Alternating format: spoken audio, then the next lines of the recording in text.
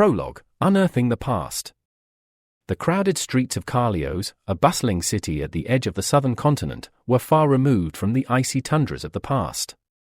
Skyscrapers pierced the sky, their glass facades reflecting the golden hues of a setting sun, while thousands of people hurried through the city's labyrinthine streets. Few of them paid any mind to what lay deep beneath their feet, a world long forgotten. Assal, an archaeologist known for her controversial theories about prehistoric civilizations, stood in the heart of a massive construction site. Beneath layers of earth and rubble, she believed the secrets of an ancient world were waiting to be uncovered.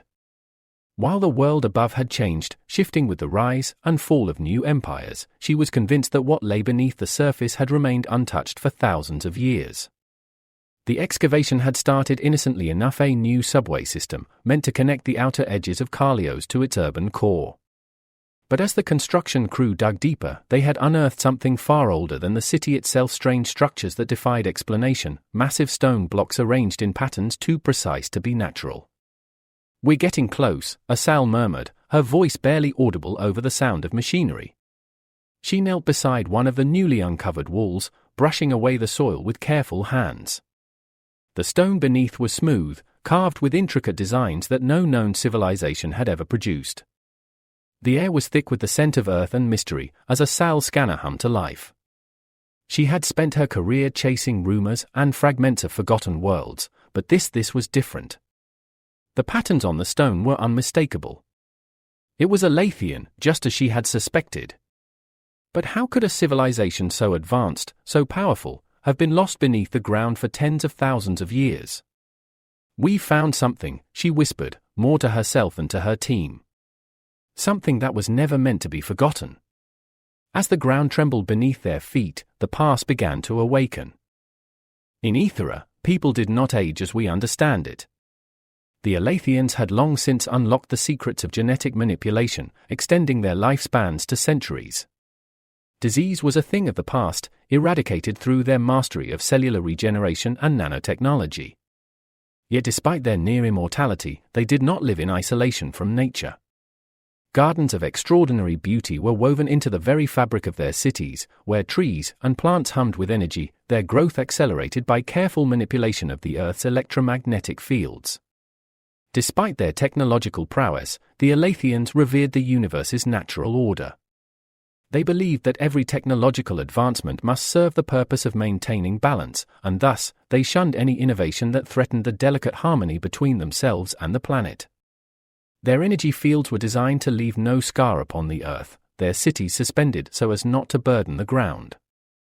They spoke of the Earth as a living entity, a partner in their survival. But as with all great civilizations, there were cracks beneath the surface.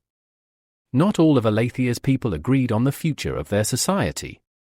A growing faction, led by ambitious technocrats, sought to push the limits of their knowledge further, experimenting with dangerous technologies that could manipulate not just energy, but time and space itself. They believed that their mastery of the universe gave them the right to reshape it, to bend the rules of reality to their will. The tension between the technocrats and those who revered the natural balance began to grow, even as Alathia stood at the peak of its power. The philosophers warned of hubris, reminding the people of their place within the greater cosmic order. But the technocrats, driven by a desire to transcend the limits of existence, argued that the laws of nature were meant to be broken. And so, as the sun set over the shimmering cities of Alathia, the seeds of conflict were sown. The Alathians had achieved what seemed like paradise, but as they reached for the stars, they forgot the lessons of the earth. They did not know that their golden age would soon come to an end, not by war or by their own hands, but by the very forces of nature they thought they had tamed. The Ice Age was coming, and the people of Alathia were unprepared. Chapter 2: The Golden Age of Alathia. Alathia's golden age was unlike anything the world had seen before or since. It was a time when the boundaries of knowledge stretched toward infinity, and the line between the natural and the technological blurred to the point of vanishing. At the height of its power, Alathia was a civilization not just of the Earth, but of the stars, having developed technologies that could harvest the raw forces of the cosmos itself. In the heart of Ethera, the floating city of light, the Academy stood as a testament to human curiosity. It was not simply a university, but a living entity, a vast complex that housed knowledge beyond comprehension. Within its walls, entire ecosystems thrived, engineered to replicate distant worlds. Some laboratories floated in isolation, sustained by nothing but energy, drifting like islands of thought in a sea of quantum fields. Here, the great minds of Alathia worked to unlock the universe's secrets, developing technologies that could shape the fabric of reality itself. During this time, the Alathians had perfected cold fusion, an energy source that was limitless and clean. By harnessing the power of atomic nuclei, they could create an endless supply of energy without waste or pollution. This energy not only powered their floating cities but also allowed them to manipulate gravitational fields. Their cities could rise or descend as needed, connecting with different parts of the planet in perfect synchronization with natural cycles. It was said that Alathia's cities were not only sustained by science but by the very pulse of the earth. Floating above lush forests and crystal-clear oceans, the cities were connected by vast networks of transportation systems that allowed instantaneous travel, not just across the world, but between dimensions. In Aethera's central hub, the portal chamber shimmered with quantum gates that connected Alathia to distant lands and, some whispered, to other realms entirely. The technocrats among the Alathians believed these portals were the key to unlocking true omnipotence, a doorway to mastering time itself. Yet even as Alathia reached unprecedented heights, whispers of discord grew louder. Two schools of thought began to emerge: the technists, who believed that their civilization's true potential lay in pushing the boundaries of science and technology, and the preservers, who warned against meddling with forces they did not fully understand. The preservers held that technology should be used to maintain balance, not to alter the natural course of the universe, while the technists argued that Alathia had a responsibility to master its environment entirely. At first, these debates remained civil, confined to the academic halls of the academy. But as Alathia's achievements grew more audacious, so too did the divide.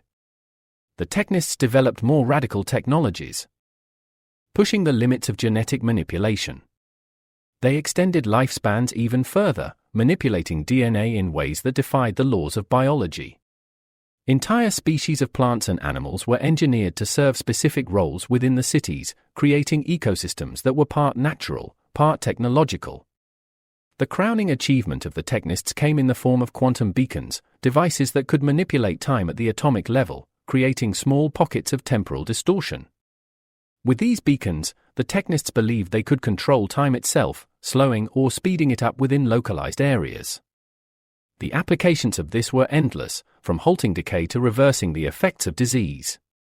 To the technists, this was the next step in evolution immortality, not just of the body, but of existence itself.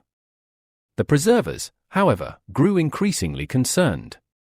They argued that by manipulating time, the technists were attempting to rewrite the fundamental rules of the universe, and in doing so, they risked tearing the delicate fabric that held reality together. Their warnings were not heeded. To the technists, the preservers were merely relics of the past, clinging to old-world notions of balance and harmony. The future belonged to those who could wield the forces of nature without restraint. As these ideological divides deepened, so too did the divisions in society. The people of Alathia, once united by a shared reverence for both technology and nature, began to split into factions. Some sided with the technists, enthralled by the promise of limitless advancement, while others joined the preservers, fearing that Alathia's relentless pursuit of power would lead to disaster. In the quiet corners of Aethera, heated debates turned to arguments, and then to outright hostility. And yet, for all the discord beneath the surface, the grandeur of Alathia's golden age continued. Across the world, Alathia's floating cities shimmered like jewels, their glowing structures illuminating the night sky. Artists and musicians flourished, their creations inspired by the vast possibilities that the age of discovery had unleashed. The Academy's halls were filled with the sound of debate and invention, as the greatest minds in the world came together to explore the farthest reaches of human understanding. But there were others who were not so entranced by Alathia's brilliance. Far to the north, where the glacier had begun to creep once more across the land, the Urso Empire watched Alathia's rise with a mixture of awe and suspicion. The Urso people were hardy, resilient, and deeply attuned to the rhythms of the natural world. They viewed Alathia's mastery of technology with caution, believing that no civilization could remain so far removed from the Earth without consequences. Tensions began to rise between the two civilizations, though neither dared to provoke conflict yet. In the midst of this splendor and tension, the seers began to experience visions unlike any they had ever known. The future, which had once appeared as a vast ocean of possibilities, now seemed clouded and dark. Their visions of distant stars began to falter, and in their place came images of ice that stretched across the land, swallowing cities and forests alike. The seers spoke of a great chill that would sweep across the earth, a new ice age that would bring with it untold suffering. The Council of Elders convened in the highest chambers of Aethra, desperate to interpret the seers' visions. The preservers warned that Alathia's reckless manipulation of natural forces had triggered the coming catastrophe, that the balance had been upset. But the technists dismissed these claims, confident that their advanced technologies could overcome any challenge, even that of nature itself. The glacier would be no match for Alathia's ingenuity, they believed. And so, as Alathia stood at the pinnacle of its golden age, the seeds of its destruction were sown, hidden beneath layers of ambition and pride. The ice was coming faster than anyone could have imagined, and neither technology nor wisdom could stop it. Chapter 3: The Prophecy of the Frozen Dawn. The air inside the council hall of Alathia was heavy with anticipation. The towering chamber, illuminated by the soft glow of energy fields woven into the walls, seemed to pulse with the tension of the gathered leaders. At the center of the hall, the Council of Elders sat in a semicircle, their faces drawn and somber. Before them stood the seers, their once bright eyes clouded with visions of the future. The people of Alathia had long relied on the seers for guidance, but now their words were filled with foreboding. "The frozen dawn is coming," the lead seer, Melis, intoned, her voice trembling. "We have seen it. The world will turn cold, and the ice will advance across the land. Crops will fail, energy systems will falter, and the balance we have held with nature will be lost. The earth will no longer sustain us." The council members shifted uneasily. For centuries, Alathia had thrived, its floating city soaring above the land, powered by forces that defied the understanding of even the greatest minds. Their mastery of quantum physics, energy fields, and natural harmony had allowed them to bend the world to their will. But now, the seers warned of a force they could not control, one that came from the earth itself. Councillor Ithian, a staunch technist, leaned forward, his expression skeptical. "Are you certain of these visions, Melis? We have survived countless natural disasters before: earthquakes, storms, floods. Our technology has always saved us. Why should this be any different?" Melis's gaze hardened. "Because this is not a storm that will pass. This is the beginning of the end. The ice will come, and it will not recede for millennia. If we do nothing, our cities will fall, our people will perish, and our civilization will be erased from history.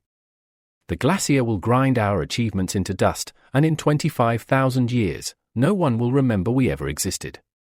Her words echoed through the hall, chilling the council members to their core. The idea that Alathia, with all its brilliance and power, could be completely forgotten was unthinkable. But the seer's visions had never been wrong before.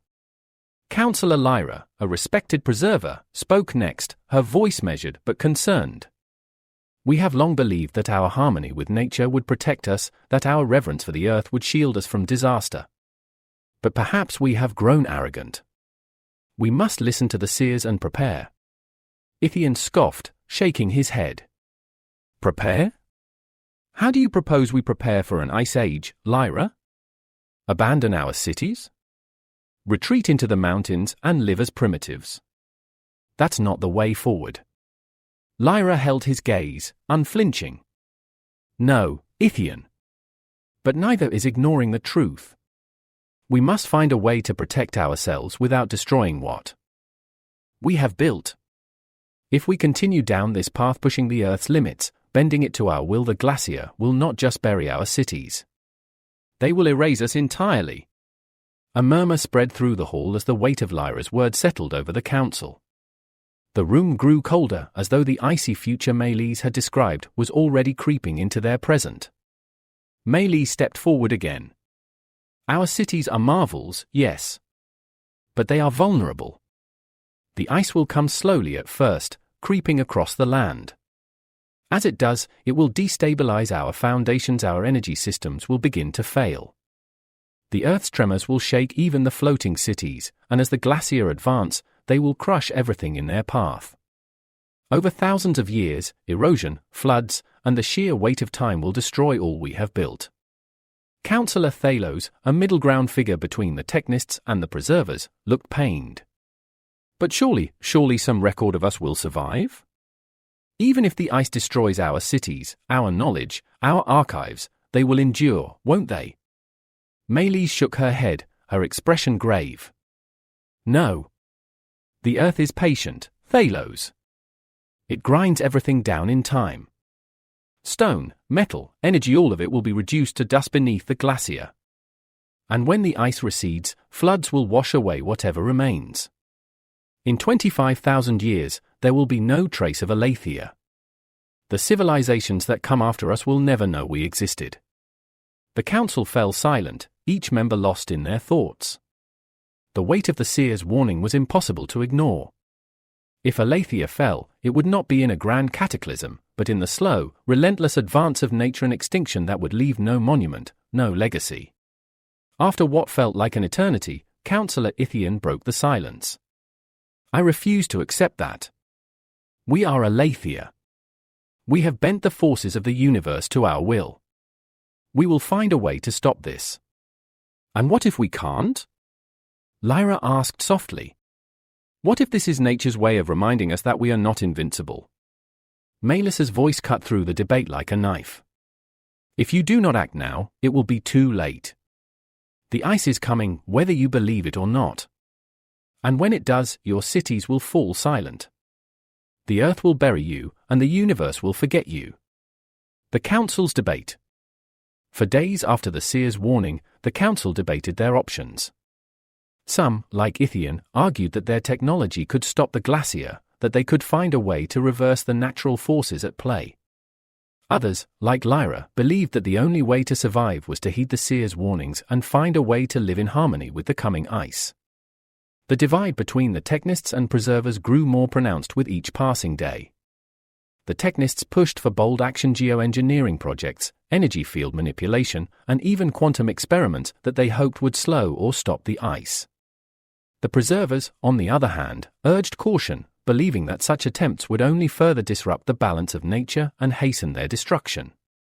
But even as the Council argued, the first signs of the ice's advance began to appear.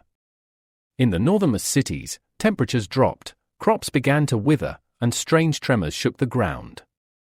The glacier, once distant and unthreatening, now loomed closer with each passing season. The people of Alathia were divided. Many placed their faith in the Technists, believing that their advanced technologies could save them. Others, increasingly fearful, began to listen to the Preservers, seeking refuge in simpler ways of life as they prepared for the worst. The prophecy of the frozen dawn had set in motion the slow decline of Alathia. As the years passed, the tension between technological ambition and environmental balance would tear their society apart. But the glacier, indifferent to their struggles, continued their advance. Chapter 4: The Fall of Alathia. The first signs of the glacier advance were subtle, barely noticeable, at first. In the northern cities of Alathia, where the great floating citadels hovered above the mountains, temperatures began to drop, ever so slightly. The crops, once abundant and thriving under Alathia's advanced cultivation systems, began to show signs of stress. The Council of Elders, still locked in debate over the prophecy, dismissed these early warnings as seasonal fluctuations. But the seers knew better. In the halls of the great city of Orion, where energy fields once shimmered through the air like a living tapestry, the first cracks began to show not just in the ground, but in the society itself. The Preservers grew louder in their warnings, urging the people to prepare for the long winter to come, while the Technists pushed forward with bold new projects, believing that their technology could hold back the glacier. In the distance, however, the glacier were moving, slowly but surely, creeping across the land like an unstoppable tide. A civilization unraveling. As the years passed, the cracks in Alathia's society widened. The technological marvels that had sustained their floating cities and energy systems began to falter. The geoengineering projects, hastily initiated by the technists to counteract the effects of the cooling climate, had unintended consequences. Earthquakes, once rare and controllable, became more frequent, shaking the foundations of the cities and causing power disruptions. In the floating city of Xylaris, the first major catastrophe struck. A sudden tremor, more violent than any the city had experienced before, disrupted its delicate energy fields. For the first time in centuries, the city, which had once hovered gracefully above the plains, began to sink.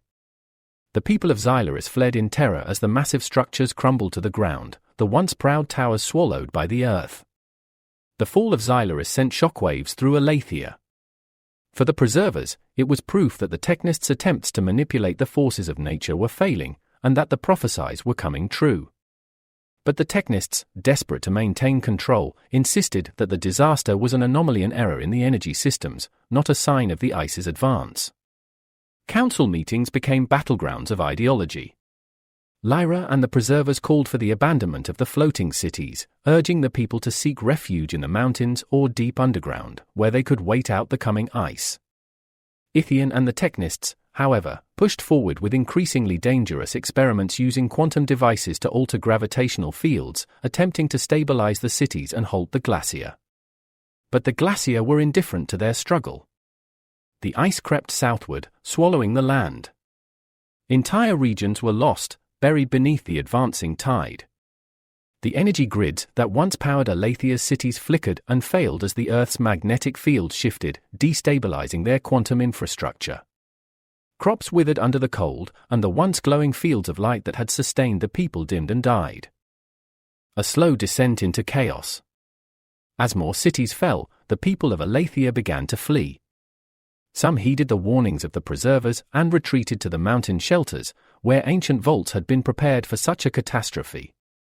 Others followed the technists, who promised salvation through new, experimental technologies. But the tension between the two factions grew more violent with each passing year. In the city of Argoth, the streets erupted into chaos as food shortages gripped the population. The energy fields that powered the city's floating platforms had begun to fail, and in the cold shadow of the advancing glacier, the people turned against each other. Riots broke out as the preservers called for an exodus to the underground shelters, while the technists insisted they could still reverse the damage. Kaya, a young student at the Academy of Alathia, watched in horror as the city around her crumbled. She had grown up believing in the power of Alathia's technology, but now, as she looked out over the once shining towers of Argoth, she saw only ruin. The glacier, visible on the horizon, seemed to move slowly but relentlessly, their frozen tendrils inching closer with each passing day. "It's happening," she whispered, standing with her mentor, Lysander, on the city's observation deck. "Just like the seers said." Lysander nodded grimly. "Yes. But the council won't admit it. They still think they can stop it." "But we can't, can we?" Kaya asked, her voice hollow. "There's nothing we can do to stop the glacier." "No," Lysander said quietly. "The ice is coming. And when it does, it will bury everything." As the glacier crept closer, entire regions of Alathia fell silent. Cities that had once been centers of culture and knowledge vanished beneath the snow. In the north, where the ice was thickest, even the most advanced technologies faltered. The energy systems that powered the floating cities once thought invincible began to collapse under the weight of the advancing ice. One by one, the great cities of Alathia disappeared, swallowed by the earth and the sky. The last days of Alathia. In their desperation, the remaining technists initiated their most dangerous experiments yet. They turned to the quantum realms, seeking to bend time and space in an attempt to escape the inevitable. But these experiments, far from saving Alathia, only hastened its fall. The quantum devices, unstable and poorly understood, began to tear holes in the fabric of reality. Strange anomalies appeared across the land, distortions in time and space that consumed everything in their path. In the final days of Alathia, the council collapsed. The preservers, realizing that the battle was lost, fled to the underground vaults, where they hoped to wait out the coming ice age. The technists, driven by pride and desperation, remained behind, convinced that their experiments would eventually succeed. But nothing could stop the glacier. As the ice advanced, the cities of Alathia fell silent, one by one. The floating towers crumbled, their energy fields collapsing under the pressure. The people who had once lived in harmony with the earth now found themselves at its mercy. The seers, their visions fulfilled, retreated into the depths of the mountains. As the last of Alathia's cities disappeared beneath the snow, Melis, the lead seer, stood at the entrance to the Vault of Ison and watched as the world she had known was swallowed by ice. "They will forget us," she whispered, her breath visible in the freezing air. "In time, they will forget that we ever existed." The glacier, indifferent and unstoppable, continued their advance. And as they moved, they ground the remnants of Alathia into dust. The towers, the cities, the fields of light, all of it was lost to time. In the end, the earth consumed them, and the civilization of Alathia disappeared beneath the ice, leaving no trace. The aftermath. By the time the glacier reached their peak, there was nothing left of Alathia. The great floating cities were buried under miles of ice, their advanced technologies shattered by the relentless forces of nature. The quantum devices, once thought to hold the key to salvation, had failed. And with them, the last hope of the technists was lost. The preservers, hidden deep in the underground shelters, survived but only barely. Over the centuries, they regressed into simpler ways of life, their knowledge of Alathia's advanced technologies forgotten. The Vault of Ison remained sealed, a tomb for the lost civilization, buried beneath layers of ice. For thousands of years, Alathia lay forgotten, its legacy erased by the slow, unstoppable forces of nature. The glacier, having reached their peak, began to recede, but by then, all traces of Alathia's existence had been ground into dust. The world moved on, and new civilizations arose, unaware that beneath the ice lay the remnants of a world far more advanced than their own. Chapter 5: The Exodus and the Descent into Ice. The wind howled across the frozen wastelands, carrying with it the bitter chill of a world being devoured by ice. The once vibrant cities of Alathia were now nothing more than silent monuments entombed beneath glacier, their glowing towers darkened, their streets lifeless. Ithera, the great floating metropolis, had fallen from the sky like a fallen star, its wreckage now buried beneath snow and ice. Alathia, a civilization that had once reached for the cosmos, had been brought to its knees by the relentless advance of nature. The survivors of Alathia were few, scattered across the frozen landscape in a desperate bid to outrun the glacier. For those who had managed to escape the falling cities, the exodus had become a grim march through the icebound world. With their technology failing, their once advanced society had regressed, forced to rely on the most basic instincts of survival. Cold fusion reactors could no longer sustain the cities, energy fields flickered and died, and even the mighty quantum beacons had collapsed under the weight of their own ambition. Among the survivors, a small group led by Lysander and the members of the Equilibrium sought refuge in one of Alathia's last remaining shelters, the Vault of Ison, an underground facility built deep beneath the frozen mountains. It had been designed long ago as a sanctuary in the event of catastrophe, a place where the knowledge of Alathia could be preserved and its people protected. But even the vault, with all its sophisticated technology and energy systems, was vulnerable to the encroaching ice. As Lysander and his group descended into the vault, they carried with them the last remnants of Alathian knowledge. Encoded in the quantum storage devices they had hidden in the Academy's archives, this knowledge represented the entirety of their civilization's achievements, scientific discoveries, philosophical treatises, cultural artifacts. Lysander knew that Alathia itself was doomed, but perhaps, one day, the future might rediscover what had been lost. Inside the vault, the survivors worked tirelessly to prepare for the long winter ahead. They knew that the glacier would soon cover the entire surface, and their only hope was to seal themselves within the underground chambers, relying on geothermal energy to sustain them. The vault had been designed to hold out for centuries, but no one truly knew how long the Ice Age would last. Time, once manipulated by Alathia's greatest minds, had now become an enemy beyond their control. As the last of the survivors entered the vault, Lysander looked back one final time at the frozen world above. The sun, once a constant presence in the sky, was now a distant memory, its warmth barely felt in the icy winds that howled across the land. Snow fell in thick sheets, covering the wreckage of their cities, their gardens, their dreams. He knew that once the vault was sealed, they would be cut off from the rest of the world if there was any world left to speak of. The decision to seal the vault had not come easily. Many among the survivors still held hope that the ice would retreat, that the forces of nature would relent and allow them to rebuild. But the seers, those few who remained, had foreseen a far darker future. The ice would not retreat for millennia. The world was entering a new age, one of cold and silence, and the civilization of Alathia would be forgotten, its people scattered to the winds. As the great doors of the vault closed, sealing the survivors inside, Lysander felt the weight of his people's legacy resting on his shoulders. For years, he had fought to find a balance between technology and nature, but in the end, neither had prevailed. The forces of the earth had overwhelmed even the greatest of Alathia's achievements, and now, all that remained was survival. Life in the vault was harsh. The survivors, once accustomed to the comforts of floating cities and boundless energy, now lived in dimly lit chambers carved deep into the mountain. Their food came from dwindling reserves of bioengineered crops, grown in subterranean farms that relied on the last vestiges of Alathia's genetic knowledge. Water was drawn from underground aquifers, heated by geothermal vents, but even this was not guaranteed to last forever. Lysander spent his days in the archives, where the quantum storage devices lay dormant, awaiting the day they might be reactivated. He and the other scholars of the Equilibrium recorded the final chapters of Alathia's history, detailing the rise and fall of their civilization. They knew that their time was limited, that even the vault, with all its wonders, would one day fail. But they also believed that if future generations could find these records, they might learn from the mistakes of the past. Not all who had fled to the vault had stayed. Some, driven by a mix of hope and despair, chose to leave the safety of the underground shelter and venture into the frozen wilderness, seeking refuge in the farthest reaches of the world.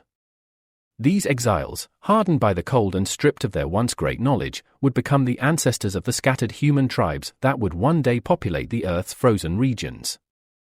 They took with them only fragments of Alathia's culture, stories passed down through generations that would eventually become little more than myths and legends. For those who remained in the vault, the years passed in a slow, unrelenting cycle. The survivors clung to the belief that they could endure, that one day the ice would recede, and they would emerge to rebuild. But as the centuries wore on, hope dwindled.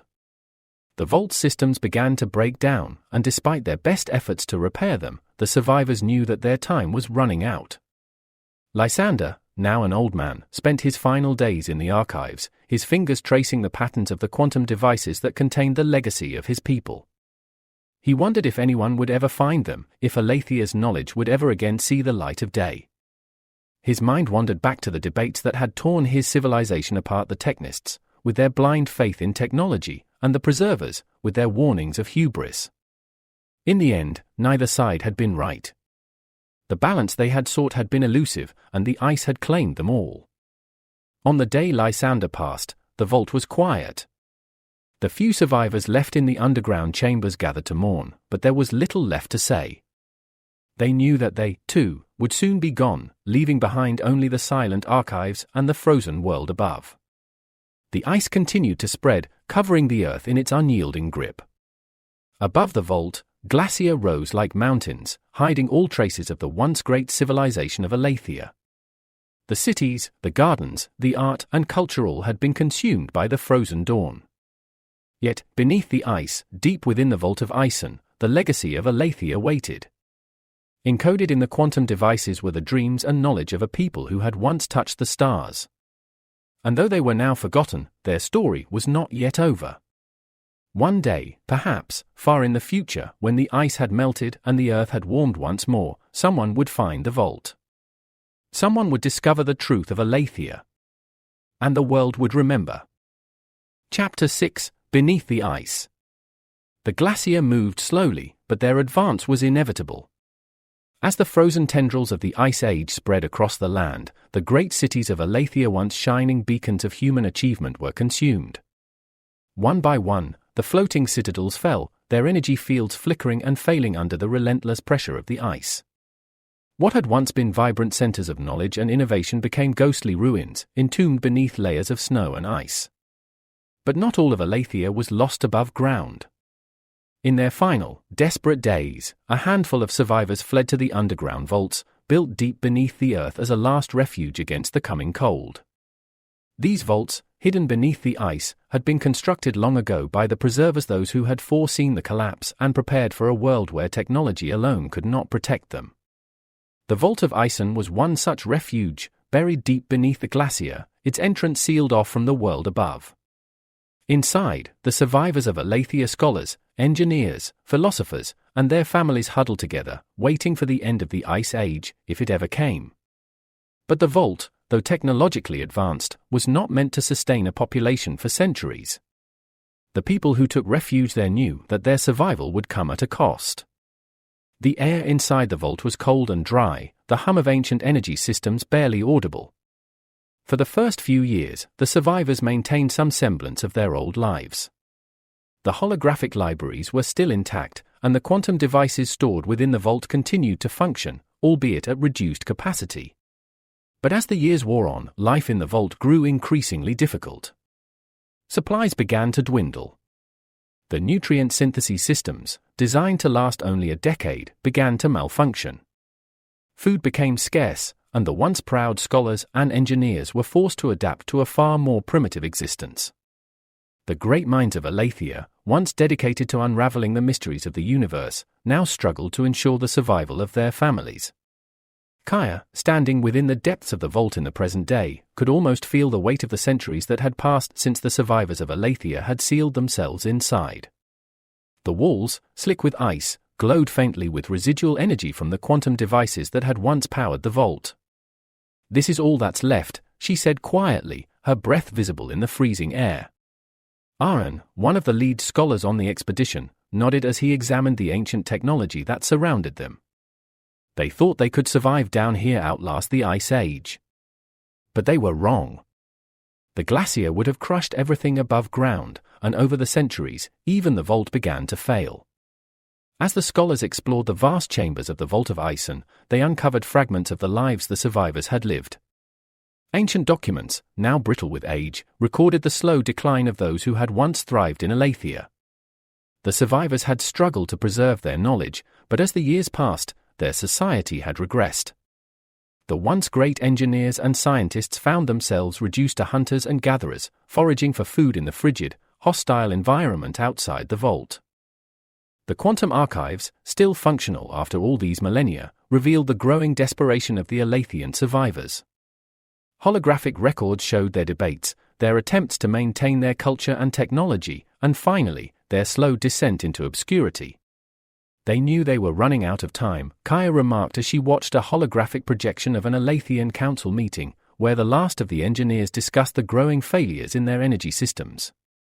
They tried everything they could to preserve their way of life, but it wasn't enough. They were trapped, Aaron replied.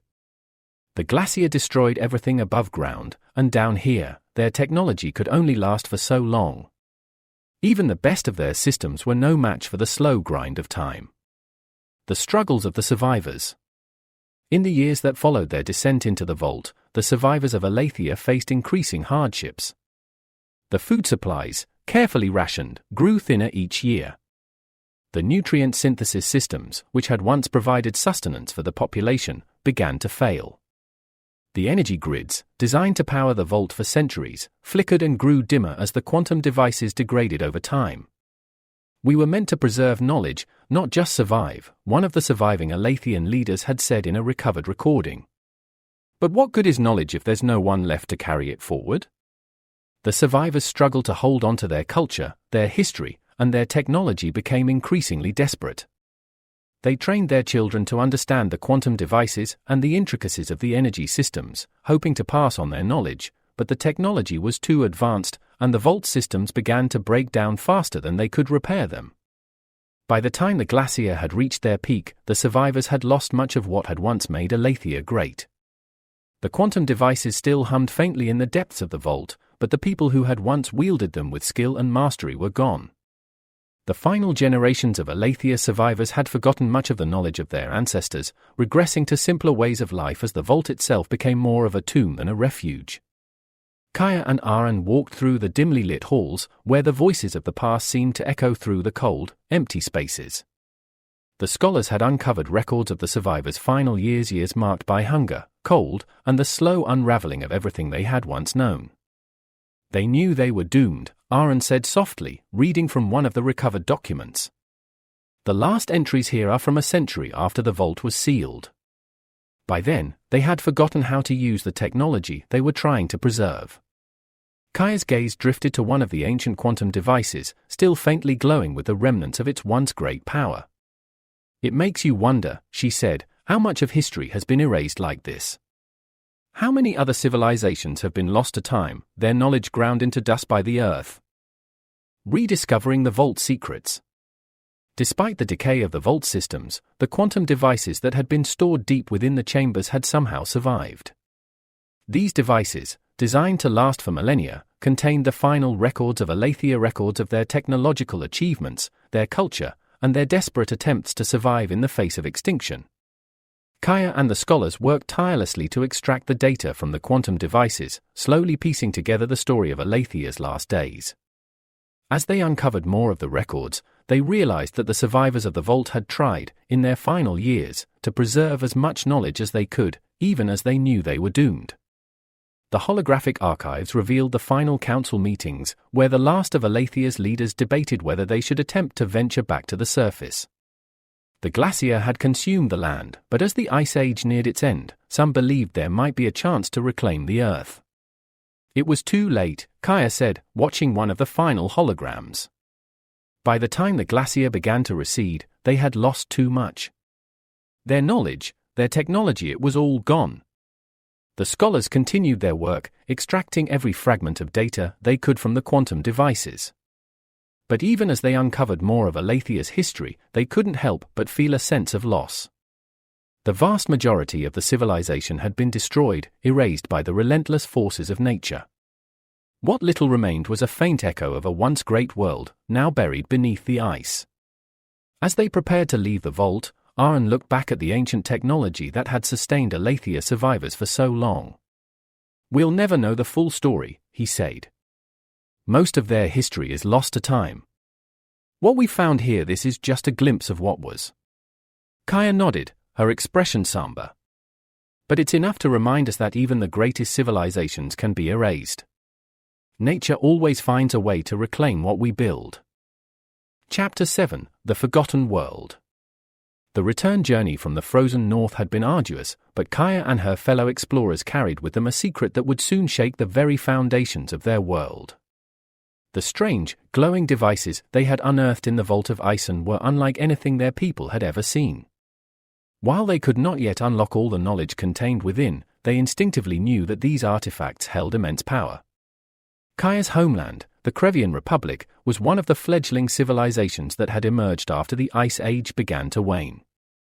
It was a society built on survival, its people hardened by centuries of harsh winters and scarce resources. The Krevian people were skilled hunters, farmers, and craftspeople, but they had long since lost the technological sophistication of their ancestors. They believed the world had always been one of ice and cold, and their understanding of the past was limited to fragmented myths passed down through generations. When Kaya and her team returned to the capital city of Laris, word of their discovery spread quickly. The Krevian leaders, intrigued and cautious, convened an emergency council to examine the artifacts. The glowing quantum devices sparked both awe and fear. What little the explorers could explain about their journey through the vault only deepened the mystery. Kaya, still uncertain about the full implications of their discovery, presented the council with what she believed to be the most important revelation. There had once been a great civilization, now buried beneath the ice, and its knowledge could be the key to understanding their own history. The council, made up of the most powerful leaders of the Republic, was divided in their response. Some saw the discovery as a blessing, a long-lost treasure that could bring untold power to their people. Others, more cautious, feared that meddling with such ancient technology could bring ruin. There were whispers of curses, of forgotten gods who had punished the people of the past with the eternal ice. But curiosity proved stronger than caution. The council ordered the devices to be studied by the Order of Scholars, a group of intellectuals who had kept the flame of learning alive through the long centuries of the Ice Age. These scholars, though limited in their understanding of the devices, approached their task with reverence and excitement. They had spent their lives piecing together fragments of ancient knowledge, and now, they had something tangible, a direct link to the forgotten past. As the scholars began their work, they made a startling discovery. By using basic tools to interface with the quantum devices, they were able to unlock glimpses of the past. Flickering holograms and streams of data began to emerge from the devices, offering tantalizing fragments of information about Alathia. Images of floating cities, radiant fields of energy, and strange, glowing symbols filled the air of the scholars' chamber, leaving them awestruck. The name Alathia began to surface in the data, though it was still unclear what the word truly meant. The scholars, piecing together the fragments, realized that this civilization had once been unimaginably advanced, far beyond anything the Krevian Republic could comprehend. The holograms showed tall, elegant buildings of light, and figures moving gracefully through them. It was a world of harmony and balance, but the scholars also found darker images: cities crumbling under ice, people fleeing in desperation, and strange devices that appeared to manipulate forces beyond their understanding. Kaya was summoned to the scholars' chambers to witness their progress. As she stood before the holograms, watching the long-lost civilization flicker into life before her, she felt both awe and unease. This was not just a discovery of ancient technology, it was the rediscovery of an entire world that had been erased by time. The Krevian people had lived in the shadow of this forgotten past, unaware that their ancestors had once reached heights beyond anything they could now imagine. But with this discovery came questions. Who were the people of Alathia? What had caused their downfall? And most importantly, what lessons could be learned from their rise and fall? The scholars debated these questions late into the night, poring over every fragment of data they could extract from the devices. Some began to speculate that the Alathians had brought about their own destruction. The images of crumbling cities and advancing ice suggested a great cataclysm, one that had wiped out even the most powerful of civilizations. The scholars theorized that the Alathians, in their pursuit of technological mastery, had disrupted the balance of nature itself. Their downfall, they suggested, was a warning from the past, a reminder of the dangers of unchecked ambition. Others, however, saw the knowledge of Alathia as a potential source of salvation. The Krevian Republic was still rebuilding from centuries of hardship, and many believed that this ancient technology could help them usher in a new golden age. If the Krevians could unlock the secrets of Alathia, they reasoned, they might be able to recreate the lost marvels of the past: floating cities, limitless energy, and perhaps even the power to control nature itself. As the scholars continued their work, rumors of the discovery spread beyond the capital. Across the Republic, whispers of the forgotten world began to take hold. Some saw the discovery as a gift from the gods, a sign that the harsh winters were finally ending and that a new era was dawning. Others, more superstitious, believed the devices were cursed, warning that the same forces that had destroyed Alathia could still destroy them if they meddled too deeply. Tensions began to rise within the Republic. The Krevian leaders, sensing the growing unrest, struggled to maintain control of the narrative. On the one hand, the discovery offered hope, a chance to restore prosperity and rebuild their society with the aid of ancient knowledge. But on the other, it posed a danger. The more they learned about Alathia, the more they realized how fragile their own civilization was. Kaya, who had become a reluctant hero for her role in the discovery, found herself at the center of these conflicting forces. As she learned more about Alathia's downfall, she began to see parallels between their world and her own. The Alathians had been consumed by their pursuit of knowledge and power, ignoring the warnings of the natural world until it was too late. Kaya feared that the Krevian Republic might be walking the same path. Despite her misgivings, Kaya continued to work with the scholars, determined to uncover the full truth of Alathia. But the deeper they delved into the archives, the more they realized how little they truly understood. Alathia's technology was far beyond anything they could replicate, and many of the concepts encoded in the devices seemed to defy the very laws of nature. One night, as Kaya sat in the scholar's chamber, watching yet another hologram flicker into view, she saw something that sent a chill down her spine. It was an image of a council chamber, an ancient meeting place where Alathia's leaders had gathered to discuss their fate as the ice began to advance. There, in the flickering light, Kaya saw a figure standing at the head of the council, speaking passionately about the need to control the forces of nature. It was clear from the context that this was one of Alathia's final moments, a desperate attempt to stave off the inevitable. But what Kaya found most disturbing was the similarity between that ancient council and her own. The faces of the Alathians, though different, seemed to mirror the same emotion she had seen among the Krevian leaders: fear, ambition, and an unrelenting desire to survive at all costs. The past, she realized, was not so distant after all. And the future of the Krevian Republic might depend on whether they could learn from the mistakes of the forgotten world or repeat them. Chapter 8: Rediscovering the Past.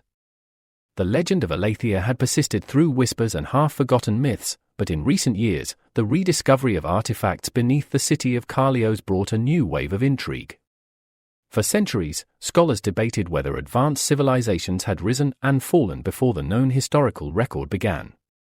Now, with the groundbreaking work of Assal and her team of archaeologists, the world was beginning to realize that the ruins beneath their feet were far older and far more advanced than anyone had previously imagined. It all started with an unremarkable subway excavation in the heart of the bustling metropolis. As workers dug deeper, their machinery hit something solid, a structure buried beneath layers of earth, untouched for thousands of years. What followed was a discovery that would change everything. The first findings were fragmented walls, marked with symbols and patterns that no known ancient culture had ever used. The stone itself seemed to hum faintly, reacting to the presence of modern technology. As the team unearthed more of the site, they found massive, intricately designed buildings and devices that defied explanation. Assal, already known for her controversial theories about prehistoric civilizations, was called to the site, and what she found beneath Carlios would confirm her life's work. The excavation revealed not just fragments but entire structures, remnants of a city that appeared to have been technologically advanced, with smooth walls that shimmered as if they had once been powered by some unknown energy source. Assal's team discovered devices that, at first glance, seemed alien. Upon closer inspection, these devices appeared to manipulate energy fields in ways that even modern physicists struggled to understand. They were far ahead of us, Assal had said to her team during one of their first major digs. And yet they vanished. For all its advancements, Alathia had fallen. The evidence was buried deep beneath layers of sediment, trapped under millennia of natural erosion and decay. The technology they unearthed was more advanced than anything in today's world, capable of manipulating the forces of nature with incredible precision. But what had brought them to their knees? How had such a civilization, with all its knowledge, collapsed into obscurity? The deeper the excavation went, the more Assal and her team realized that this wasn't just a matter of historical curiosity. It was a lesson from the past, hidden beneath the surface, waiting to be uncovered. The quantum devices they found were relics of a civilization that had pushed the boundaries of reality just as modern humans were beginning to do now. The devices of Alathia. One of the most mysterious discoveries made by Assal's team was a series of devices intricately woven with symbols that matched no known writing system.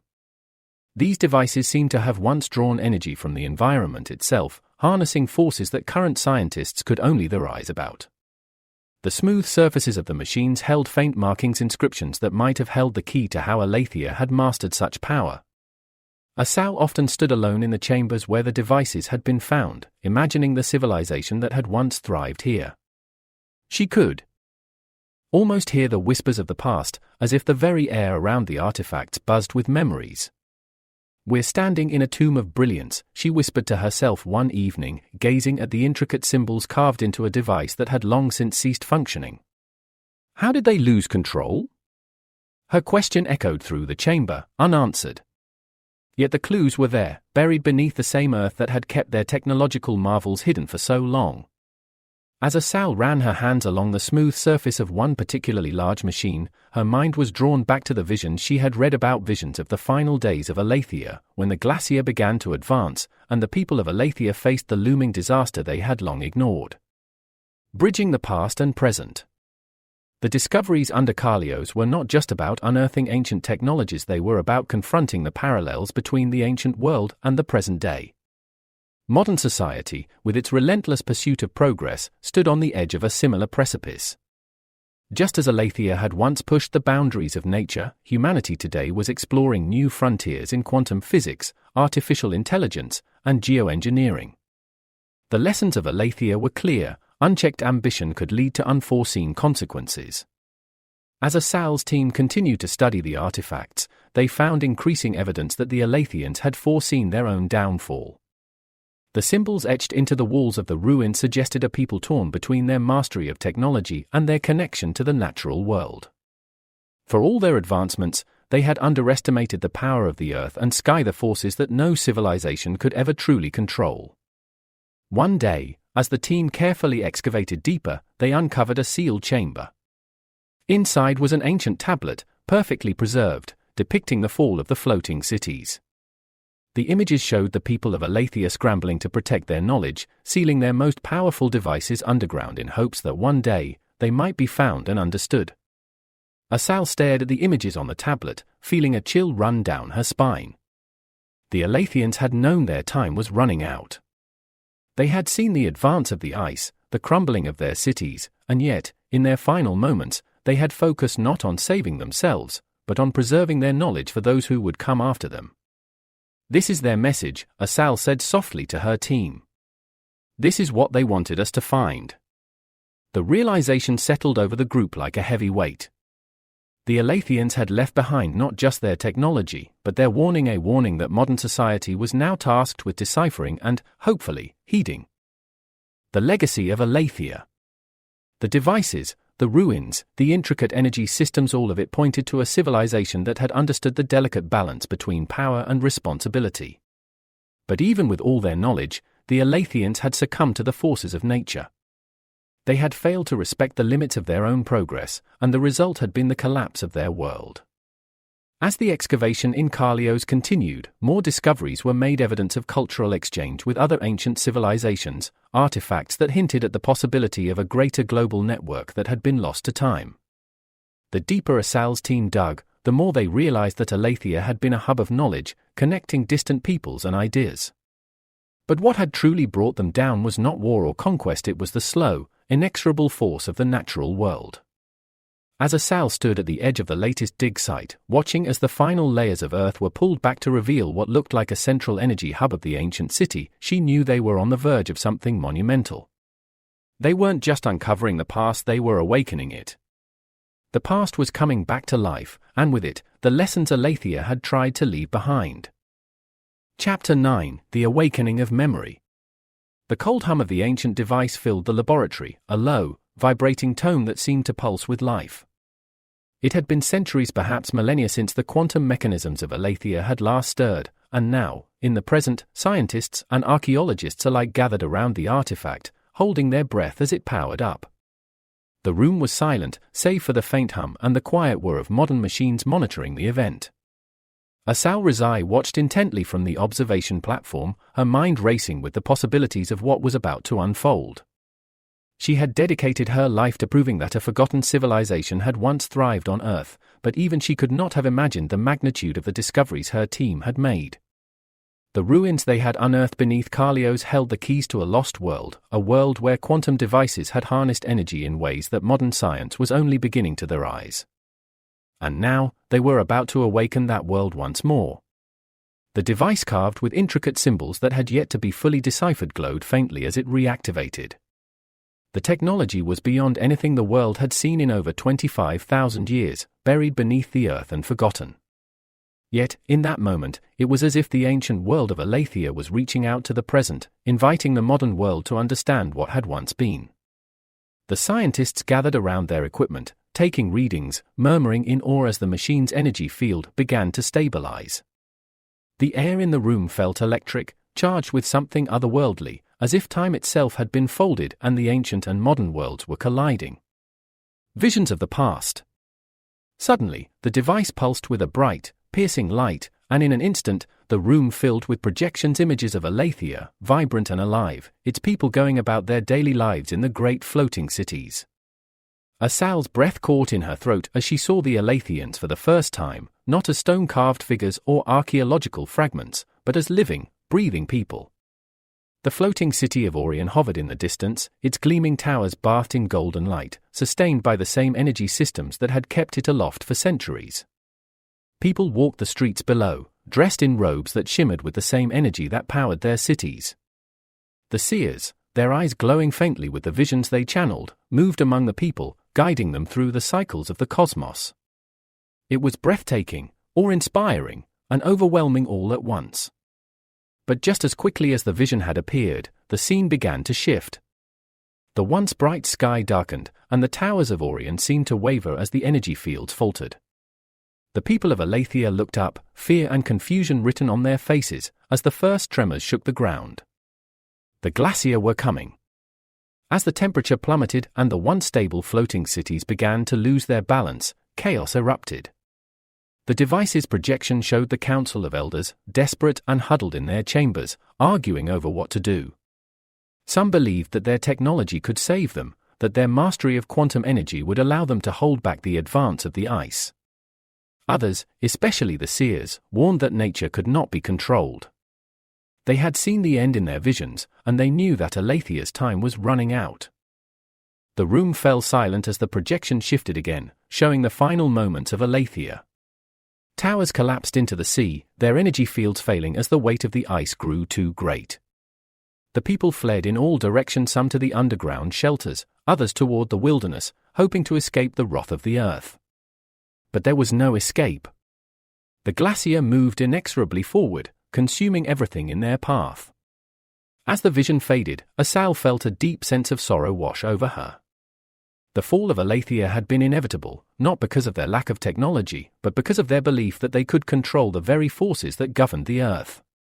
The weight of discovery. The room remained eerily quiet as the final image from the device flickered out, leaving only the soft hum of the machine behind. Assal exhaled slowly, realizing that she had been holding her breath throughout the entire experience. "We've unlocked the past," she whispered, her voice trembling with awe. "But we have to understand the weight of what we've discovered." The scientists around her exchanged glances, their faces pale. They had just witnessed the rise and fall of an entire civilization, a civilization that had mastered the very forces of the universe, only to be undone by its hubris. One of the physicists spoke, his voice hesitant. "What do we do with this knowledge? What happens now?" Assal turned to face the team, her eyes heavy with the weight of their findings. "We learn," she said. "We learn from them, and we make sure we don't repeat their mistakes." The quantum devices unearthed beneath Carlios were more than just relics of the past. They were warnings, reminders that progress without balance, without respect for the natural world, could lead to disaster. Alathia had soared higher than any civilization before it, and yet, in their final moments, they had been powerless in the face of nature's might. As the team began to pack up for the day, Assal lingered near the device, her mind racing. She had spent years searching for proof of Alathia, but now that she had found it, the reality was more complex than she had ever imagined. Alathia's fall had not been a simple matter of technological failure. It was the result of a deeper imbalance, a belief that their mastery of energy and the cosmos made them immune to the forces of the earth. The discoveries her team had made were monumental, but they were also a reminder that no civilization, no matter how advanced, could escape the laws of nature. The device had shown them Alathia's final days, but the true lesson was one that still needed to be fully understood. The awakening of memory. As the lights in the lab dimmed and the team filed out, Assal remained, staring at the device that had given them a window into the past. She could still see the images of the floating cities, the chaos, and the fear in the faces of the people who had believed they were invincible. How could they have known, she whispered to herself. How could they have stopped it? But the question that weighed on her the most was not about the people of Alathia. It was about the present. Now that the past had been awakened, what would they do with this knowledge? Would the world heed the warnings of Alathia's fall, or would history repeat itself? Assal sighed, running a hand through her hair as she gathered her things.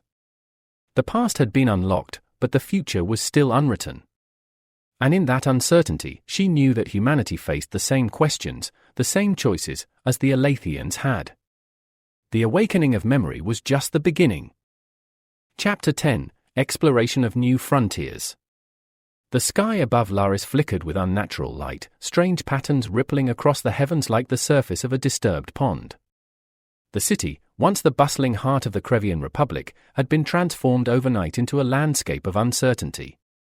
Time seemed to bend and shift, with moments stretching into eternity or flickering out of existence altogether.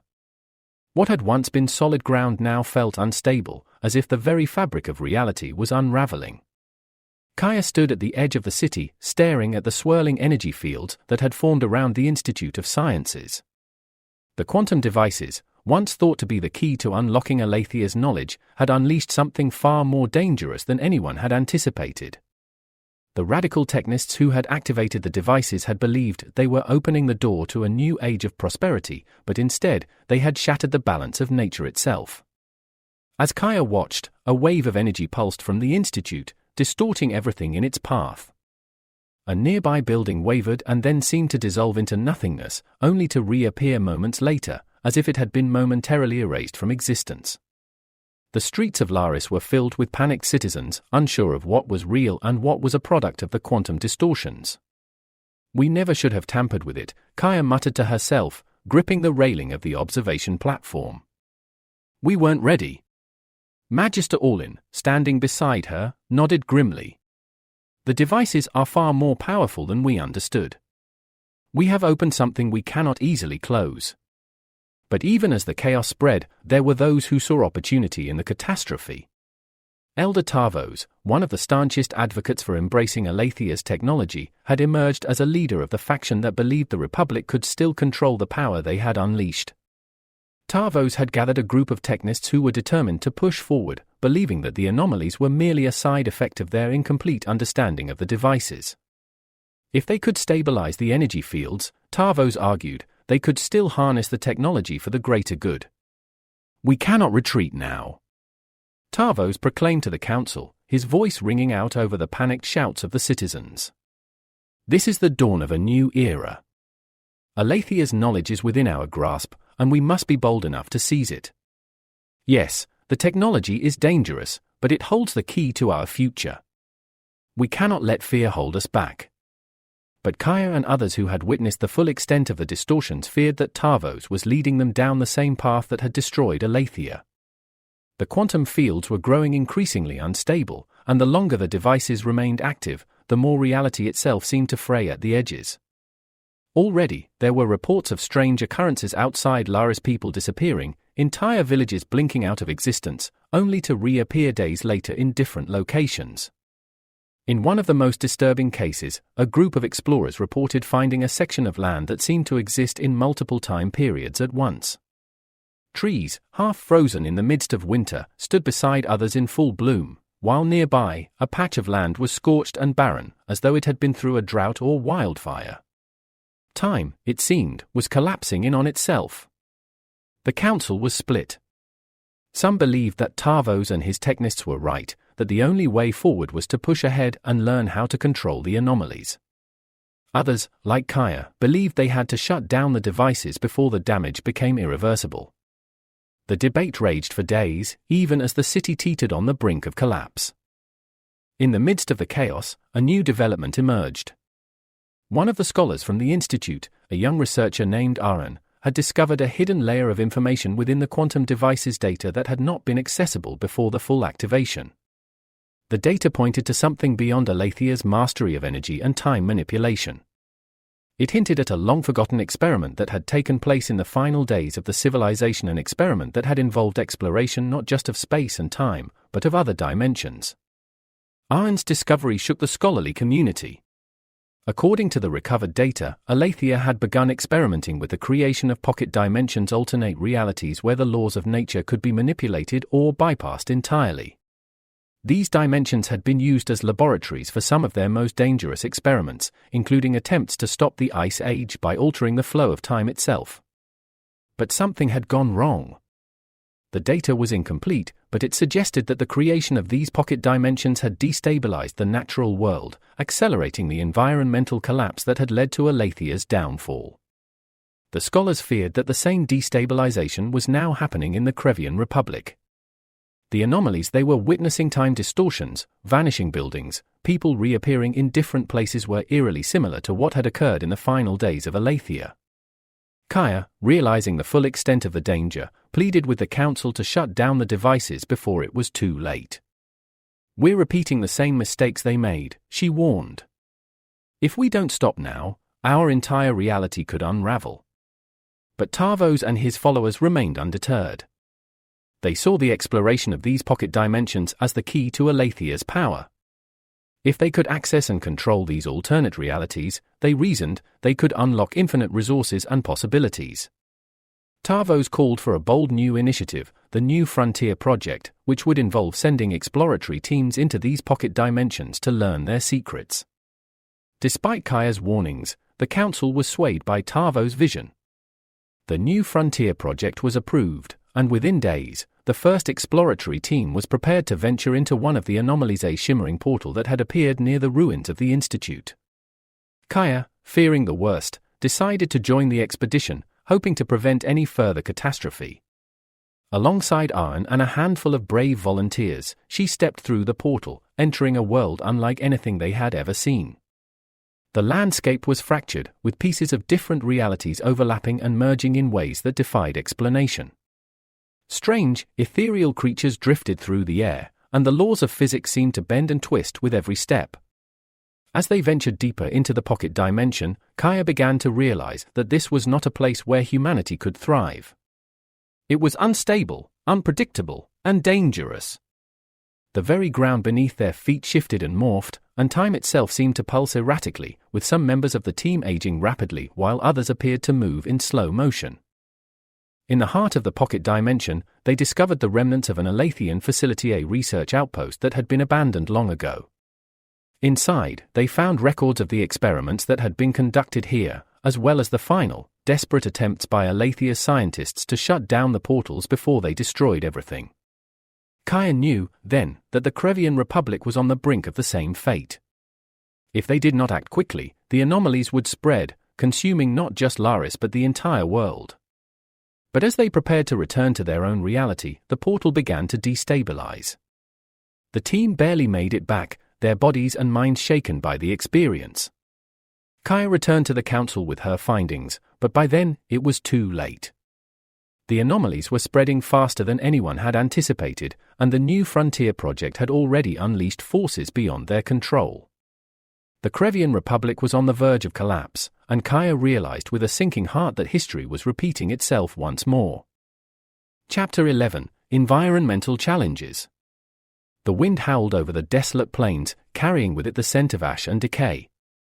The Krevian Republic, once a land of resilient beauty, was now being torn apart by the forces it had unleashed. Across the horizon, jagged cracks split the sky like wounds, remnants of the quantum anomalies that flickered and shimmered, warping reality itself. The world was no longer stable. Kaya stood at the edge of the river Tylan, once a lifeline for the Republic, now a haunting reflection of the chaos that had overtaken the land. The river no longer followed its natural course, instead bending at impossible angles, flowing backward in sections, as if time itself was fractured. Trees that lined the banks were either frozen in time or caught in cycles of rapid growth and decay, their trunks splintering as they flickered between ages.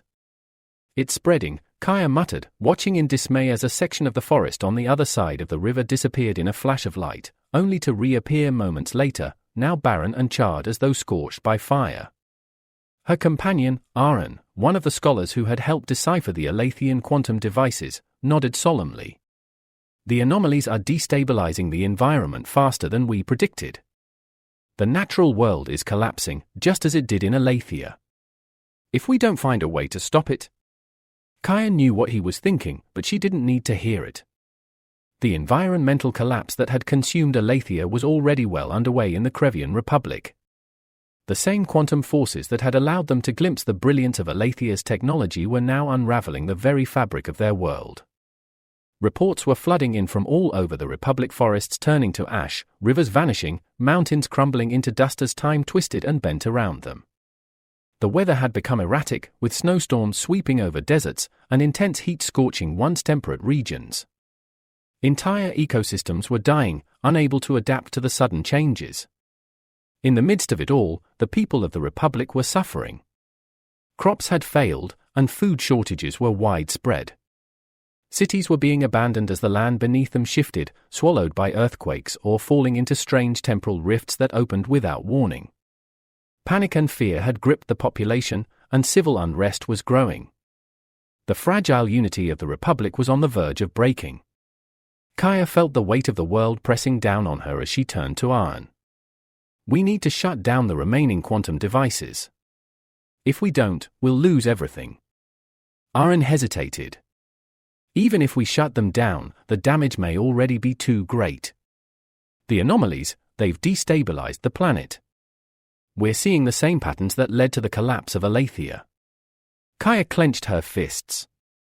She had fought so hard to prevent this, to stop the Republic from repeating Alathia's mistakes. But now, it felt like history was catching up with them, no matter how hard they tried to outrun it. They had to act now. The Council's struggle. Back in Laris, the capital, the Council was in disarray. Elder Tavo's faction had grown more desperate, doubling down on their belief that the quantum technology could be harnessed to stabilize the anomalies. Despite the growing environmental disaster, Tavos and his followers refused to admit defeat. They argued that Alathia's technology held the key to reversing the damage if only they could unlock its full potential. But many in the Council were now turning against Tavos. The once loyal supporters of the New Frontier project had seen firsthand the destruction the anomalies were causing. Tavos had led them to believe that the power of Alathia could save the Republic, but it was now clear that it was leading them to ruin. Kaya was right, one of the dissenting council members said during a heated meeting. "We should have listened to her warnings. The more we tamper with Alathia's technology, the more we endanger our world. We must shut it down before there's nothing left to save." But Tavos refused to back down. "You're all cowards," he shouted, slamming his fist on the council table. "We've come too far to turn back now. The anomalies are a side effect, yes, but we can control them. We have to push forward, there's no other way to survive." The council was bitterly divided. Kaya, summoned to the meeting as a voice of reason, stood silently at first, listening to the chaos unfold around her. Finally, she spoke, her voice calm but resolute. "Alathia tried to control these forces," she said, her words cutting through the noise. "They believed they could reshape the world, just as you do, Tavos. But in the end, their ambition destroyed them. If we keep pushing, we'll suffer the same fate." The room fell silent as her words sank in. Even Tavos seemed momentarily shaken. He looked around the chamber, his eyes darting between the faces of the council members, and for the first time, his confidence wavered. But before the council could make a decision, a sudden tremor shook the building. A rumble echoed through the city, followed by the unmistakable sound of collapsing structures.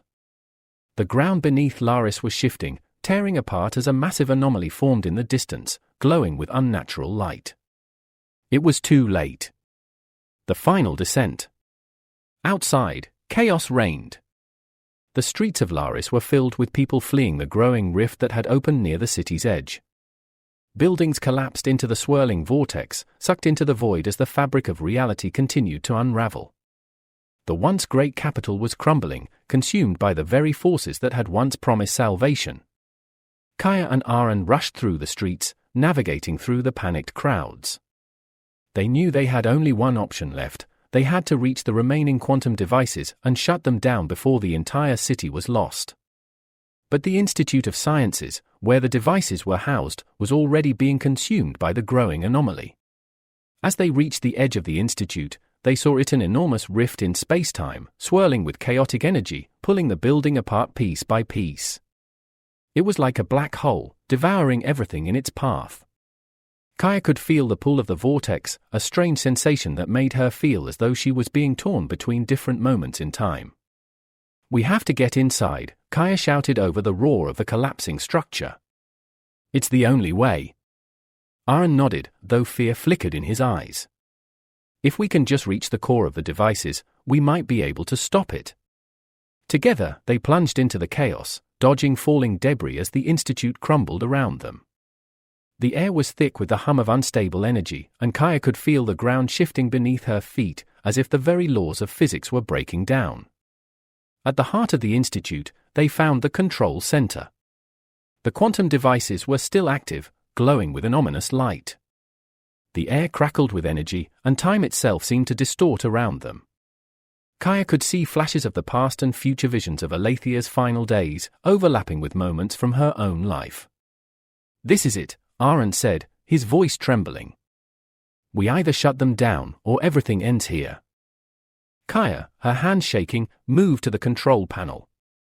She knew that shutting down the devices could stop the anomalies, but she also knew that it might be too late. The rift outside was growing larger by the second, and the energy fields were dangerously unstable. She hesitated for a moment, her mind racing. Then, with a deep breath, she initiated the shutdown sequence. The devices hummed louder, their glow intensifying as the energy levels spiked.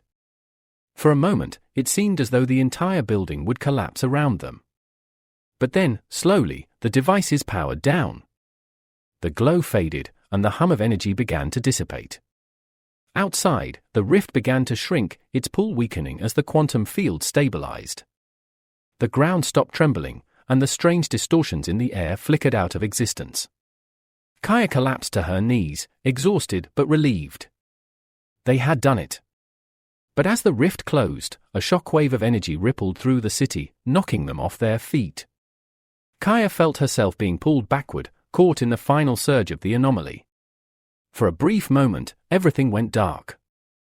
When she opened her eyes, she found herself lying on the ground, the ruins of the Institute scattered around her. The city of Laris was eerily silent. The rift was gone, but so was much of the city. The anomalies had ceased, but the damage was done. Arn helped her to her feet, his expression grim. "It's over," he said softly.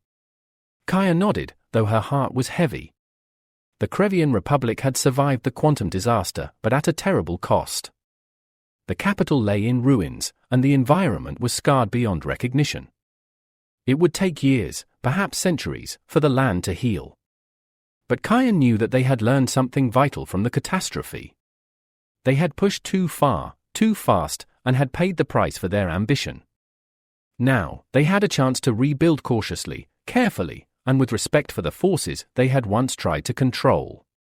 As the sun set over the ruins of Laris, Kaya made a silent vow they would not repeat the mistakes of the past again. Chapter 12, Conflict Resolution.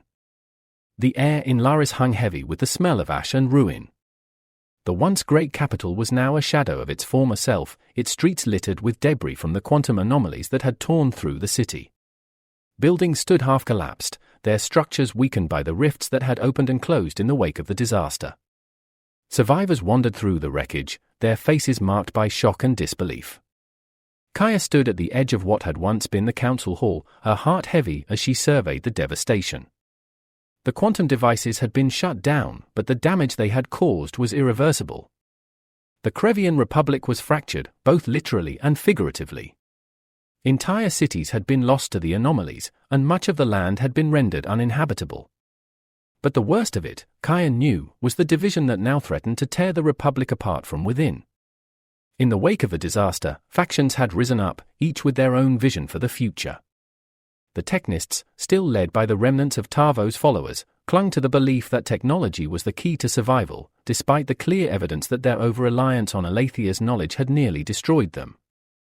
Meanwhile, the Preservers, those who had warned of the dangers from the beginning, had gained more support, advocating for a return to simpler ways of life, with technology used only in harmony with nature. Kaya, though exhausted from the ordeal, knew that her work was far from over.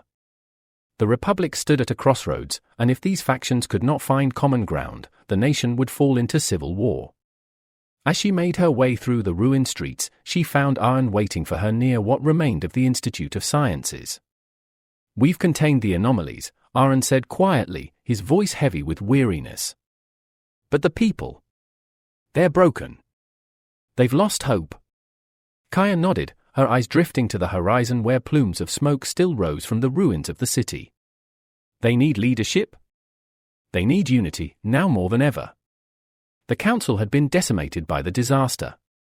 Many of the elders had either perished or fled in the chaos, and those who remained were too divided to govern effectively. Kaya had no interest in seizing power for herself, but she knew that someone had to step up to guide the Republic through this crisis. Without strong leadership, the growing tensions between the Technists and the Preservers would only lead to more violence. The factions at odds. In the days following the shutdown of the quantum devices, the divisions between the factions became more pronounced. The Technists, though weakened by the loss of Tarvos and the failure of their experiments, were still a formidable force. They argued that the only way to rebuild the Republic was through technological innovation, using what remained of Alathia's knowledge to create new infrastructure and revive the devastated environment. Many Technists believed that if they could refine their understanding of quantum technology, they could avoid the mistakes of the past and rebuild stronger than before. The Preservers, on the other hand, rejected this approach entirely. Led by Elder Lyrian, one of the surviving council members, the Preservers advocated for a return to a more balanced way of life. They believed that Alathia's downfall, and the disaster that had followed in the Krevian Republic, were the direct results of humanity's hubris in trying to control forces beyond their understanding.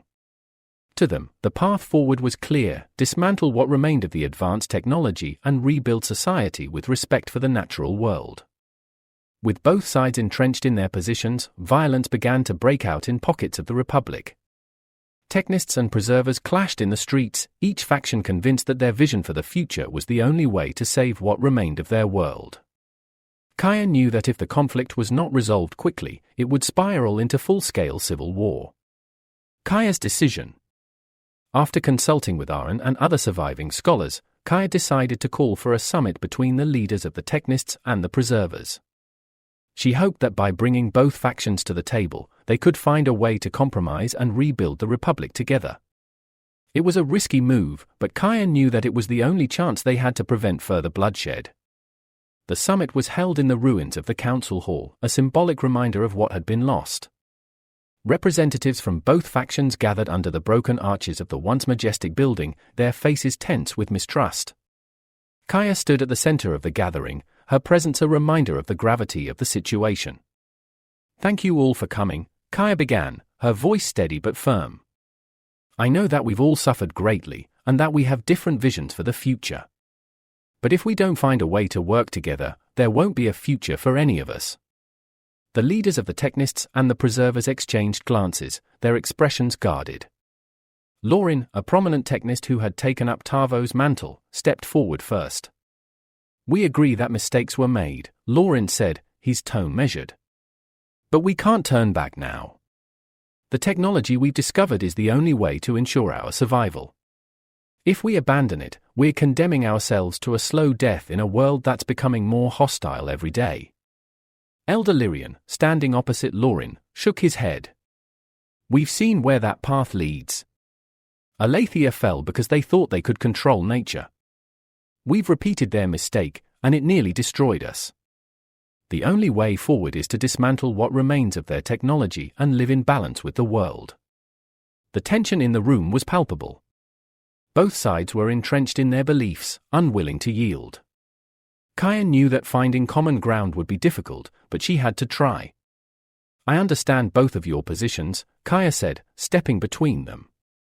"But the truth is, we can't afford to fully embrace either approach.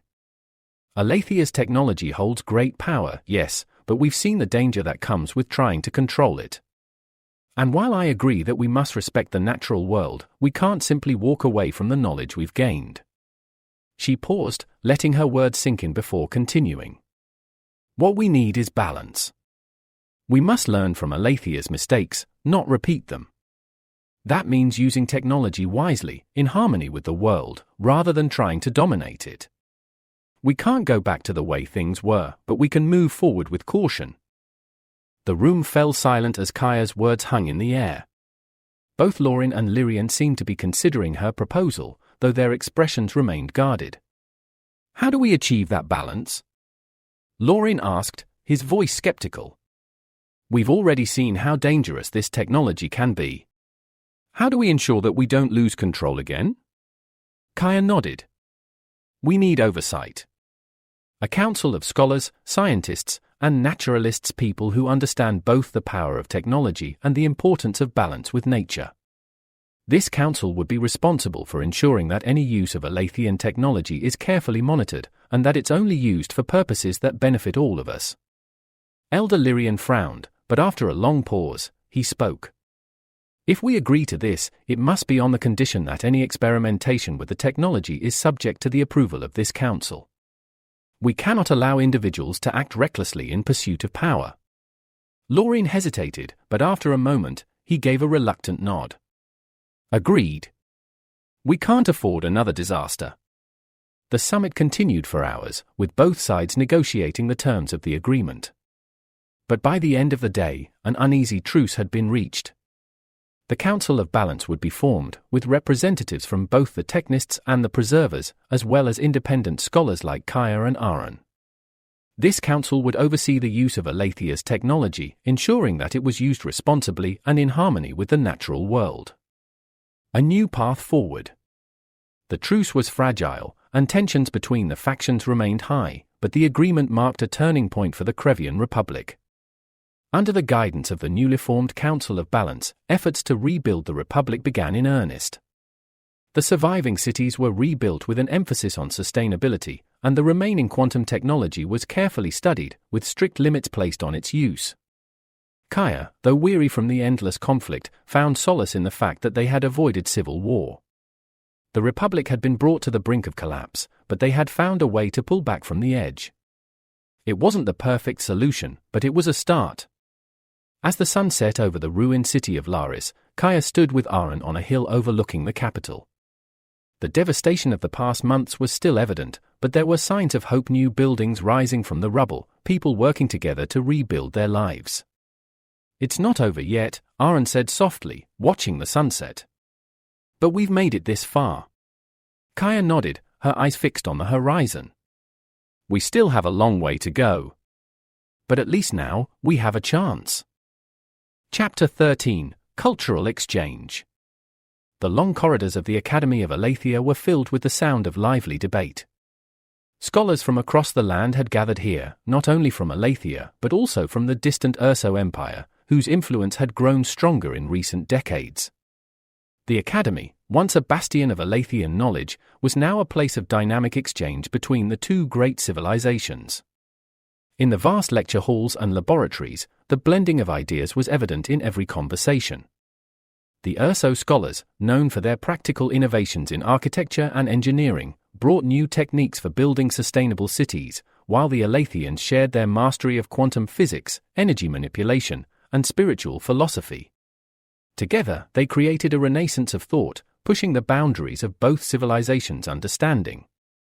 Kaya, now a prominent voice at the Academy, watched as the latest group of Urso scholars arrived, their flowing robes and intricate geometric designs a stark contrast to the minimalistic, elegant attire of the Alathians. She admired the way the Ursans carried themselves with a deep respect for tradition, yet a hunger for knowledge that rivaled even the most curious minds of Alathia. "Welcome to Alathia," Kaya said, greeting the leader of the Urso delegation, Meris, a seasoned architect known for his revolutionary designs that blended nature and technology. "We've heard much about your work. The Academy is eager to see what you bring to our discussions." Meris smiled warmly. "It is an honor to be here. Your reputation for scientific and spiritual insight reaches far beyond your borders. We hope to learn as much from you as we can share." A flourishing of ideas. The exchange between Alathia and the Urso Empire led to a period of remarkable growth and creativity. The halls of the Academy were filled with discussions on topics ranging from energy systems to the metaphysical nature of the universe. The Alathians, with their deep connection to quantum physics and spiritual understanding, found a new appreciation for the Ursan focus on harmony with nature in practical ways. In the grand halls of the Academy, Alathian and Urso architects collaborated on designs for floating cities that could adapt to changing climates, powered by Alathian energy fields, but built with Ursan techniques that emphasized sustainability. These cities, unlike the purely technological marvels of Alathia's past, were designed to last for centuries, integrating with the environment rather than imposing upon it. The Academy of Alathia, once a symbol of pure intellectual pursuit, had become a melting pot of cultures. New forms of art, inspired by the geometric designs of Urso and the ethereal energy patterns of Alathia, began to emerge. Musicians from both lands blended their traditional instruments, creating compositions that resonated with a depth and complexity never before imagined.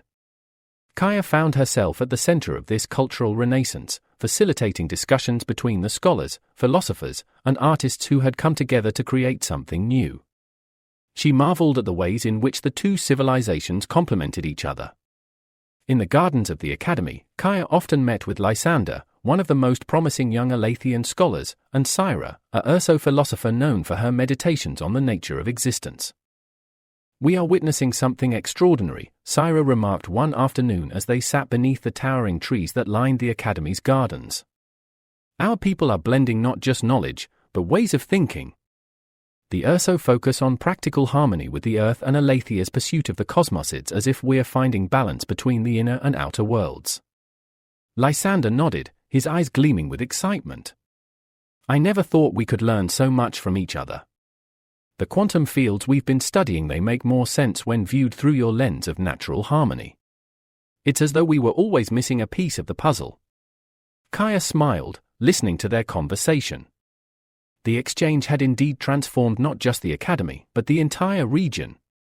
Art, music, science, and philosophy were all thriving, thanks to the integration of two powerful, yet distinct, perspectives.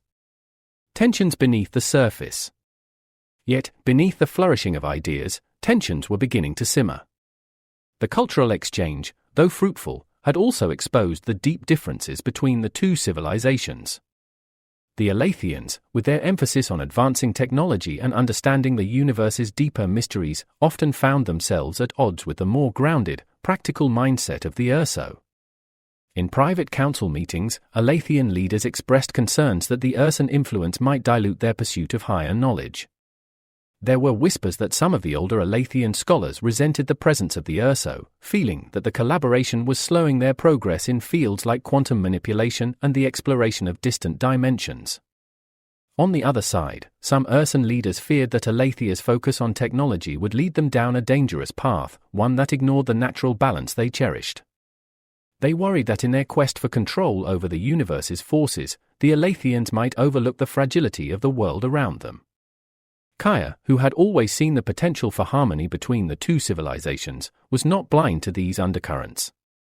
She often heard the grumblings of discontent during her discussions with both Alathian and Ursan scholars. "It's inevitable," Lysander said to her one evening as they walked through the academy grounds. "Whenever you bring together such different ways of thinking, there will be friction. But I still believe that the best ideas come from that friction." Kaya sighed. "I hope you're right. There's so much we could achieve together. But I fear that if we let these tensions grow, it could undo everything we've worked for." In the grand halls of the academy, the debates continued, some productive, others more heated. The Alathians pushed for more ambitious projects, wanting to explore the outer reaches of quantum fields, while the Ursans urged caution, insisting that they focus on projects that would benefit the people and the environment in the here and now. The collaboration had created something beautiful, but it was fragile, and both sides knew it. A moment of reflection.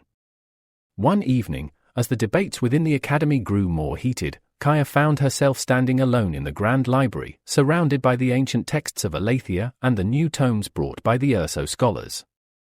She ran her fingers along the spines of the books, feeling the weight of the knowledge they contained. She thought back to the lessons of Alathia's past, to the warnings of the seers about the dangers of imbalance. Alathia had fallen before because they had ignored the signs, believing that their technological mastery made them immune to the forces of the earth. Now, they were at a crossroads again. "We have to find balance," Kaya whispered to herself. "The exchange between our people is our greatest strength, but only if we learn from each other, not fight against what makes us different." As she stood there, the echoes of past civilization seemed to whisper to her through the library's quiet halls. The legacy of Alathia was one of brilliance, but also of hubris. If they were to succeed now, they would need to find a way to honor both the practical wisdom of the Urso and the visionary ambition of Alathia. Chapter 14: Legacy and Future Generations. The halls of the Academy of Alathia were quieter than usual, the lively debates and bustling energy that had once filled the corridors now replaced by a more subdued atmosphere. The cultural exchange with the Urso Empire had brought a wave of new ideas and innovations, but it had also stirred unrest and uncertainty.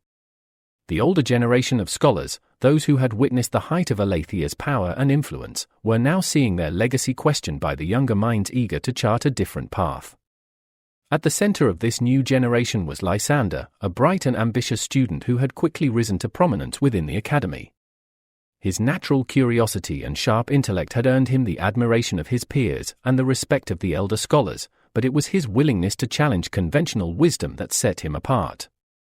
Lysander believed that Alathia's future depended on understanding why their society was on the verge of collapse, and he wasn't afraid to ask difficult questions. One afternoon, after a particularly heated debate between the scholars over the future of Alathia's technological ambitions, Lysander found himself alone in one of the Academy's oldest libraries. The room was filled with ancient scrolls, holographic archives, and dusty tomes that had been passed down through the centuries. The weight of history seemed to press down on him as he sat at a table, his mind racing with thoughts of what he had learned. "They're too focused on the past," he muttered to himself, running a hand through his dark hair. "We're all looking backward, trying to hold on to what Alathia was, instead of thinking about what it could be." Lysander's frustration had been building for months. He had spent countless hours studying the history of Alathia, poring over records of the council meetings, the technological advancements, and the decisions that had led to their current predicament. The more he learned, the more he realized that Alathia's downfall had not been a sudden event. It had been a slow, gradual process, driven by overconfidence, division, and a refusal to adapt. A search for answers. Determined to find answers, Lysander had sought out conversations with both the elder scholars and the younger minds who shared his concerns. Many of the older scholars believed that Alathia's only hope lay in further advancing their technology, pushing the limits of quantum physics and energy manipulation to stave off the encroaching environmental disasters. But Lysander wasn't convinced. He had seen firsthand the results of that mindset, the failures of the energy fields, the instability of the floating cities, the fractures within society. He knew that technology alone wasn't enough to save them. He was joined in his quest for understanding by a small group of like-minded students, young scholars who, like Lysander, believed that Alathia's future depended on learning from the mistakes of the past. Among them was Syra, a student from the Urso Empire who had come to Alathia as part of the cultural exchange. Syra's grounding in the Ursan philosophy of balance with nature had deeply influenced Lysander's thinking. "We're too focused on controlling the forces around us," Syra said one evening as they walked through the academy gardens. "In Urso, we learned that the Earth is something to live with, not to conquer. Alathia's downfall won't be because of the glacier alone, it'll be because you tried to control something that can't be controlled." Lysander nodded thoughtfully. "I've been thinking the same thing. Our technology is incredible, but we've pushed it too far. We've lost sight of what really matters: harmony with the world around us. We can't just keep trying to bend it to our will." The more they talked, the more Lysander realized that the path forward wasn't just about advancing technology. It was about finding a balance between progress and sustainability, between innovation and respect for the natural forces that governed their world. Alathia had become so focused on its mastery of the universe's mysteries that it had forgotten its place within the greater balance of existence. A new generation's vision.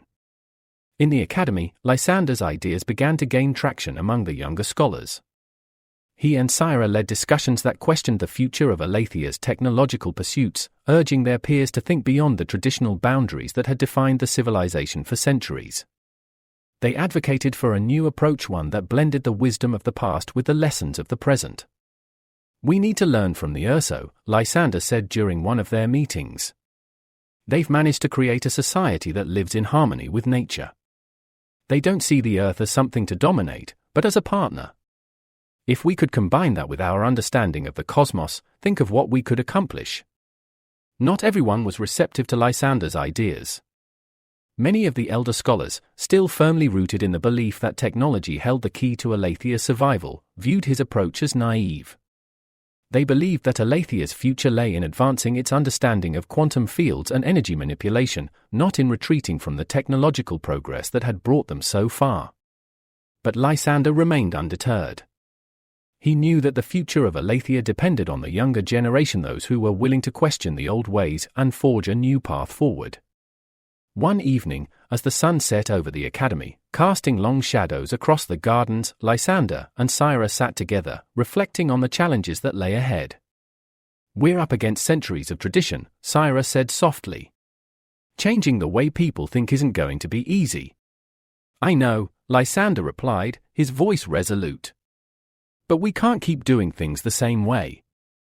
If we don't change, we're going to end up like those cities buried beneath the ice, forgotten, erased. We need to find a way to live, not just survive." Syra nodded, her eyes thoughtful. "Maybe that's our legacy. Not to preserve the old ways, but to create something new, something that can last." The weight of legacy. As Lysander walked through the academy halls that night, he couldn't shake the feeling that Alathia was standing at a crossroads. The old guard, the scholars who had built the foundations of their society, were clinging to a legacy that had served them well in the past but was no longer enough. The younger generation, the students like him and Syra, were beginning to see that a new approach was needed, one that respected the wisdom of the past but wasn't afraid to adapt to the challenges of the present. Lysander knew that the path forward wouldn't be easy. There would be resistance, both from within the academy and from the wider society. But he also knew that Alathia's future depended on their ability to adapt and evolve. The weight of history pressed down on him as he walked through the ancient corridors, but for the first time in a long while, Lysander felt a sense of hope. The future wasn't set in stone.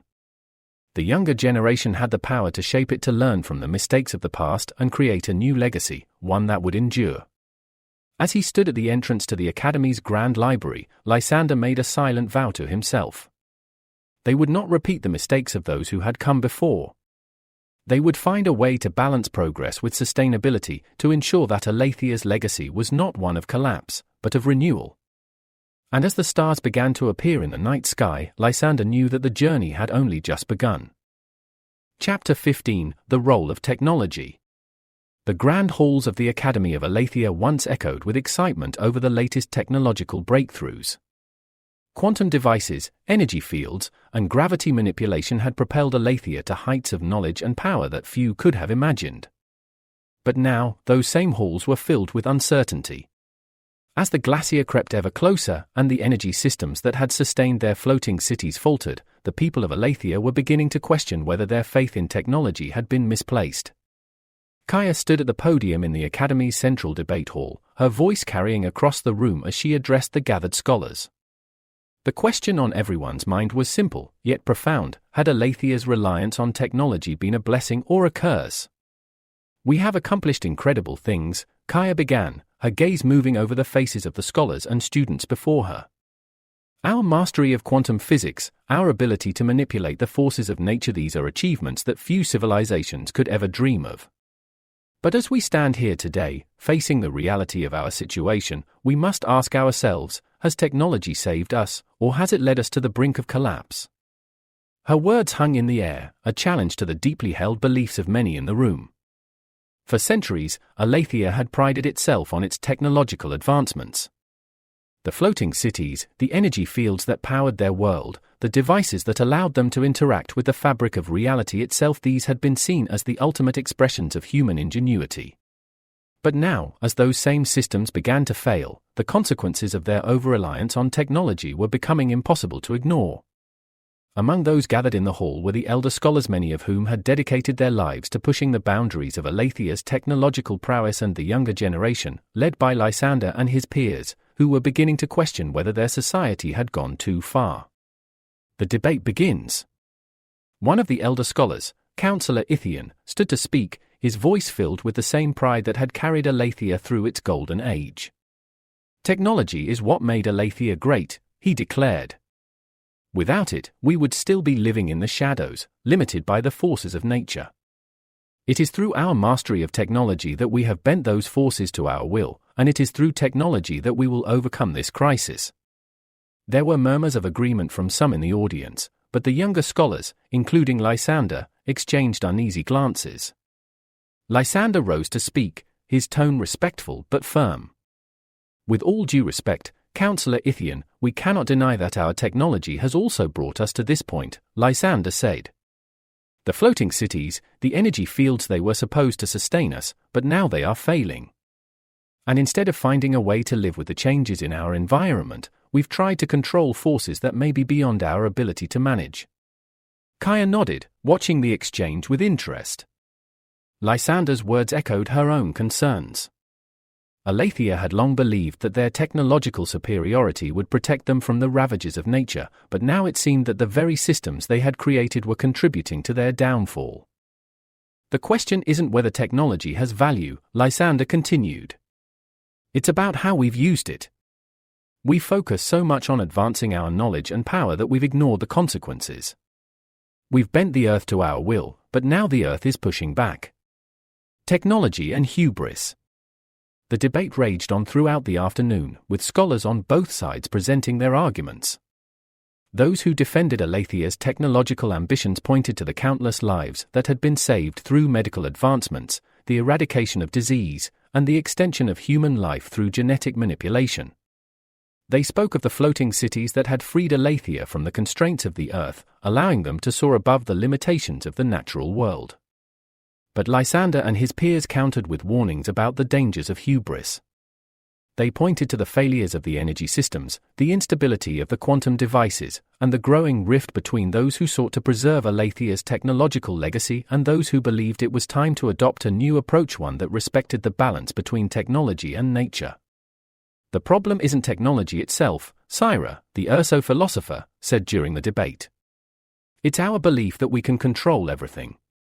In Urso, we've learned that there are forces greater than us, forces that cannot be manipulated or tamed.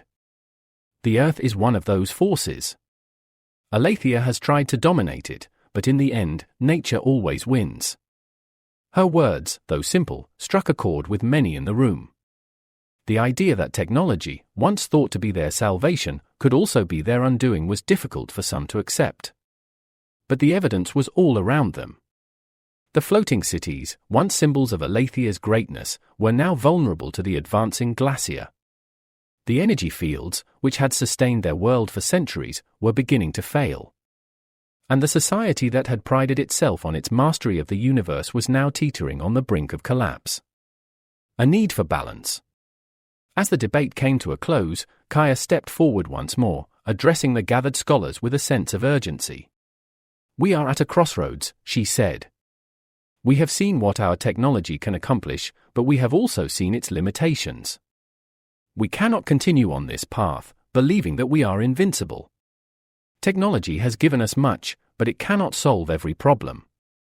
If we are to survive, we must find a balance between innovation and humility, between progress and respect for the forces of the earth. Her words were met with thoughtful silence. The scholars, both young and old, knew that the time for difficult decisions had come. Alathia's future depended not on further advancements in technology, but on their ability to learn from the past and chart a new course forward, one that recognized the limitations of human power and the need for harmony with the natural world. Reflections on the future. After the debate, Lysander found Kaya standing in the academy gardens, her eyes focused on the horizon where the glacier loomed in the distance.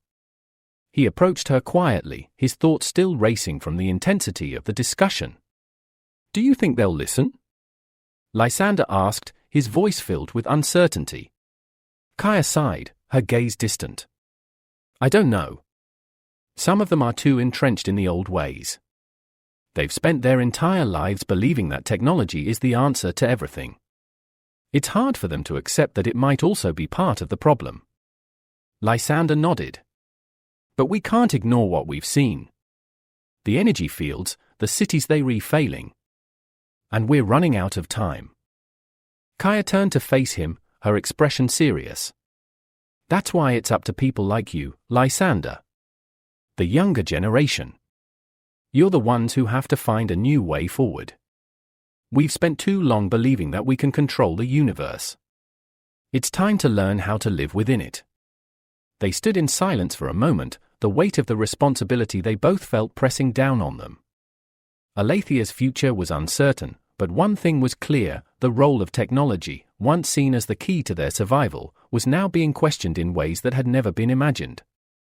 Lysander's thoughts drifted to the lessons they had learned from the Urso.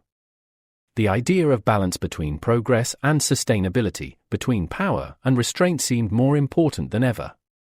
"We have to find a way to make this work," he said quietly. "We can't abandon everything we've built, but we can't keep going the way we have been either." Kaya nodded, her eyes filled with determination. "No, we can't. But if we learn from our mistakes, maybe just maybe we can create something better." Chapter 16, Philosophical Reflections. The city of Orion, once the gleaming heart of Alathia's intellectual and spiritual life, now stood in a state of quiet decay. The glowing energy fields that had once illuminated the floating metropolis were dimming, and the vibrant discussions of scholars and seers had given way to somber contemplation. As the glacier drew closer and the failure of Alathia's energy systems became more pronounced, the questions on everyone's minds had shifted from technological innovation to the more fundamental mysteries of existence. In the Temple of the Stars, a place of both scientific inquiry and spiritual reflection, the leading minds of Alathia gathered. Scholars, philosophers, and seers once united in their pursuit of knowledge now sought answers to deeper, more existential questions. Why had their civilization, despite its unmatched technological prowess, come to this point of collapse? Was it the result of human error, or was it part of a greater cosmic cycle that no amount of mastery could escape? Kaya stood at the edge of the temple's central chamber, listening to the conversations that echoed through the halls. The debates, once focused on science and progress, now revolved around questions of fate, destiny, and the limits of human understanding. At the center of the chamber, a group of scholars and philosophers sat in quiet discussion. Among them was Seer Meilise, whose visions of the frozen dawn had long warned of Alathia's eventual decline. She had been both revered and feared for her prophecies, and now, as the glacier crept ever closer, her words were regarded with a mix of respect and sorrow. "The ice is coming," Meilise said softly, her voice barely more than a whisper. "We have always known this. The Earth moves in cycles, and we are but one part of that cycle.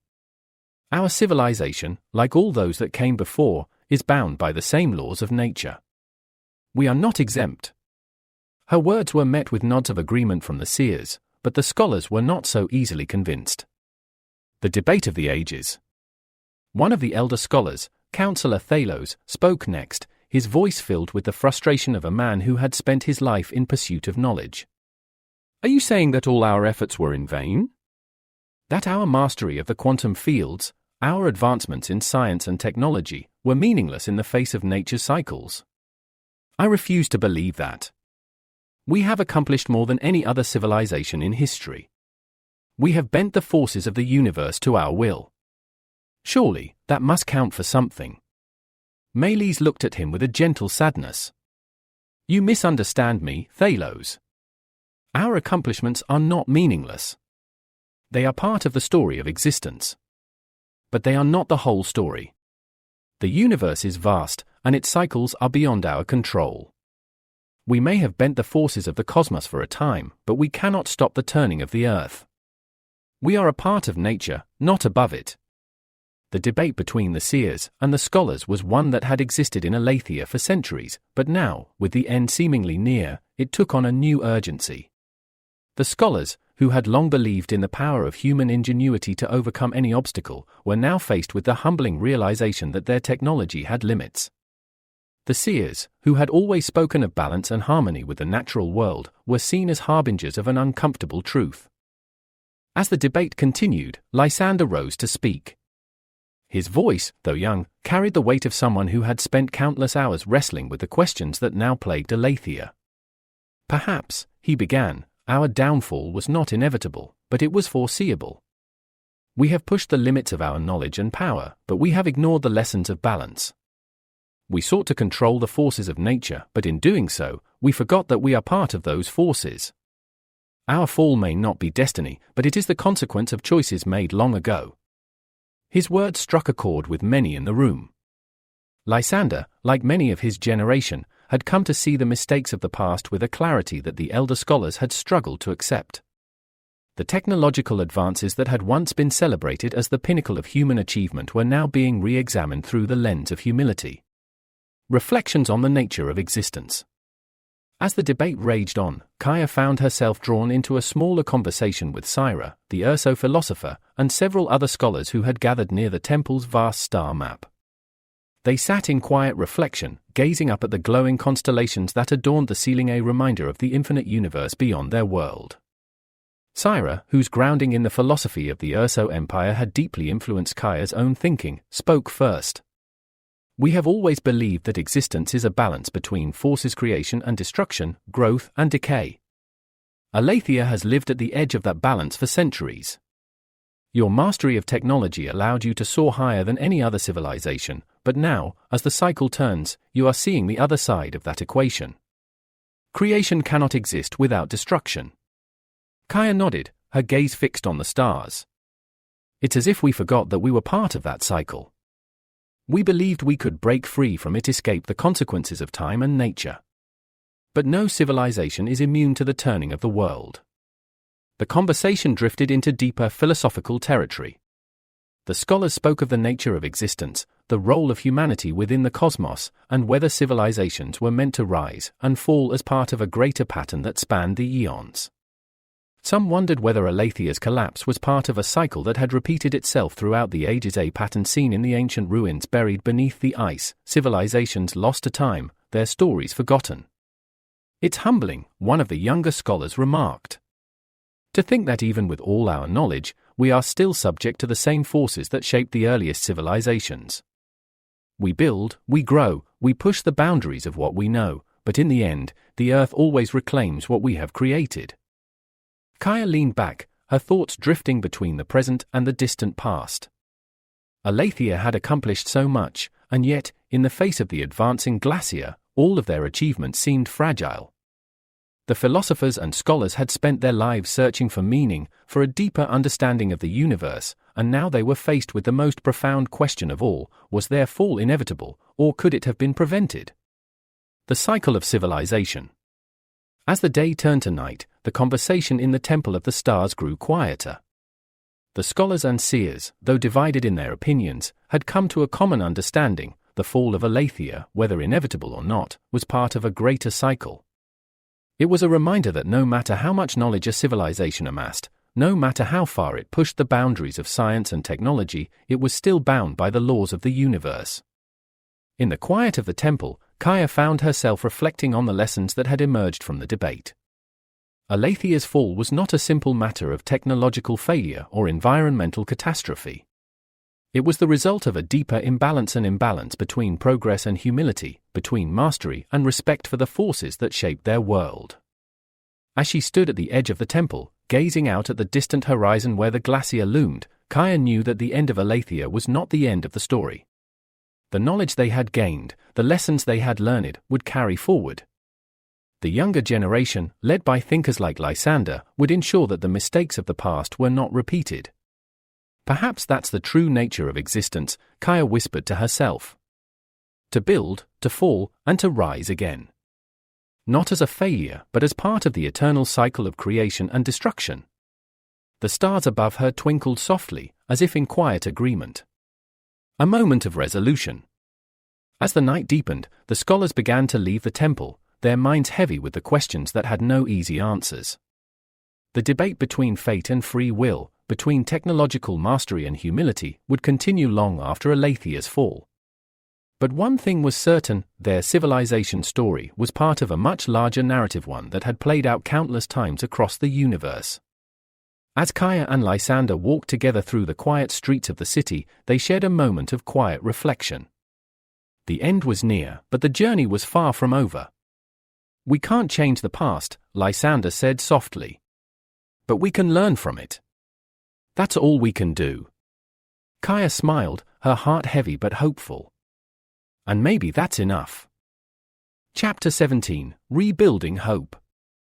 The once glorious city of Orion lay in ruins, its towering spires now little more than crumbled stone and dim energy fields, flickering like dying embers in the cold air. The glacier had come, as the seers had long warned, grinding much of Alathia's legacy into dust. But in the wake of this destruction, a new determination had begun to stir among the survivors. Lysander stood on the edge of the Academy of Alathia, gazing out over the remains of what had once been the heart of their civilization. Beside him, Kaya watched as the younger scholars, those who had grown up amid the debates of their elders, began the monumental task of rebuilding. There's so much we've lost, Lysander said quietly, his eyes fixed on the horizon where the glacier loomed in the distance. The cities, the knowledge, everything we thought made us great. Kaya nodded, her expression somber. But we're still here. And as long as we're here, there's still hope. In the months since the fall of the great floating cities, the survivors of Alathia had come to accept that their world would never be the same. The technological marvels that had once defined their civilization were now relics of a past that could not be reclaimed. But as the ice receded and the earth began to settle, a new resolve had taken hold among the younger generation. Lysander, Kaya, and a small group of like-minded scholars had dedicated themselves to preserving what little remained of Alathia's knowledge, while also seeking a new path forward, one that did not rely on the old ways of technological dominance. They had seen firsthand the consequences of over-reliance on technology, and they knew that the future required something different. The seeds of a new beginning. In the shadow of the ruined cities, the survivors began to build anew. The floating cities, once held aloft by quantum fields, were no longer possible. Instead, they turned their attention to the land itself, learning from the wisdom of the Urso Empire and embracing a way of life that blended the advanced knowledge of Alathia with a deep respect for the earth. The first settlement, built at the base of the mountains where the glacier had once held sway, was simple by comparison to the grand cities of the past. But it was stable, grounded, and designed with an eye toward sustainability rather than domination. The structures were made from natural materials, with energy systems that worked in harmony with the environment rather than against it. Kaya and Lysander walked through the settlement's modest streets, watching as the survivors, both young and old, worked together to build something new. The air was filled with the sounds of construction, but it lacked the frenetic energy of Alathia's earlier projects. This time, there was a sense of patience, of understanding that true progress took time. "We're building something different here," Kaya said, her voice filled with quiet pride. "Something that isn't just about power or control." Lysander nodded, a small smile tugging at the corners of his lips. "This is what we should have been doing all along, learning to live with the earth, not trying to bend it to our will." For the first time in what felt like years, there was hope. The survivors were no longer focused on reclaiming the past, but on creating a future that honored the lessons they had learned. The new settlement, though small, was a symbol of resilience, a reminder that even in the face of overwhelming destruction, life could continue. A new philosophy. In the rebuilt Academy of Alathia, the debates that had once centered on technological advancement and quantum fields had taken on a different tone. The younger scholars, led by Lysander and Kaya, had shifted the focus of their work to a new philosophy, one that blended the knowledge of the cosmos with a deep respect for the natural forces that governed their world. The debates were no longer about how to control those forces, but how to live in harmony with them. The lessons of the Urso Empire, which had always emphasized balance and sustainability, were now central to their discussions. One afternoon, as the scholars gathered in the Academy's main hall, Lysander stood before them, ready to share the ideas that had been shaping his thinking for months. "We have spent centuries pursuing knowledge," Lysander began, his voice steady but filled with emotion. "And we've accomplished incredible things.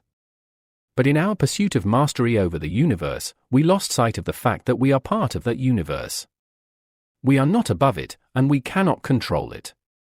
What we can do is learn to live within its cycles, to understand that progress is not about dominance but about balance."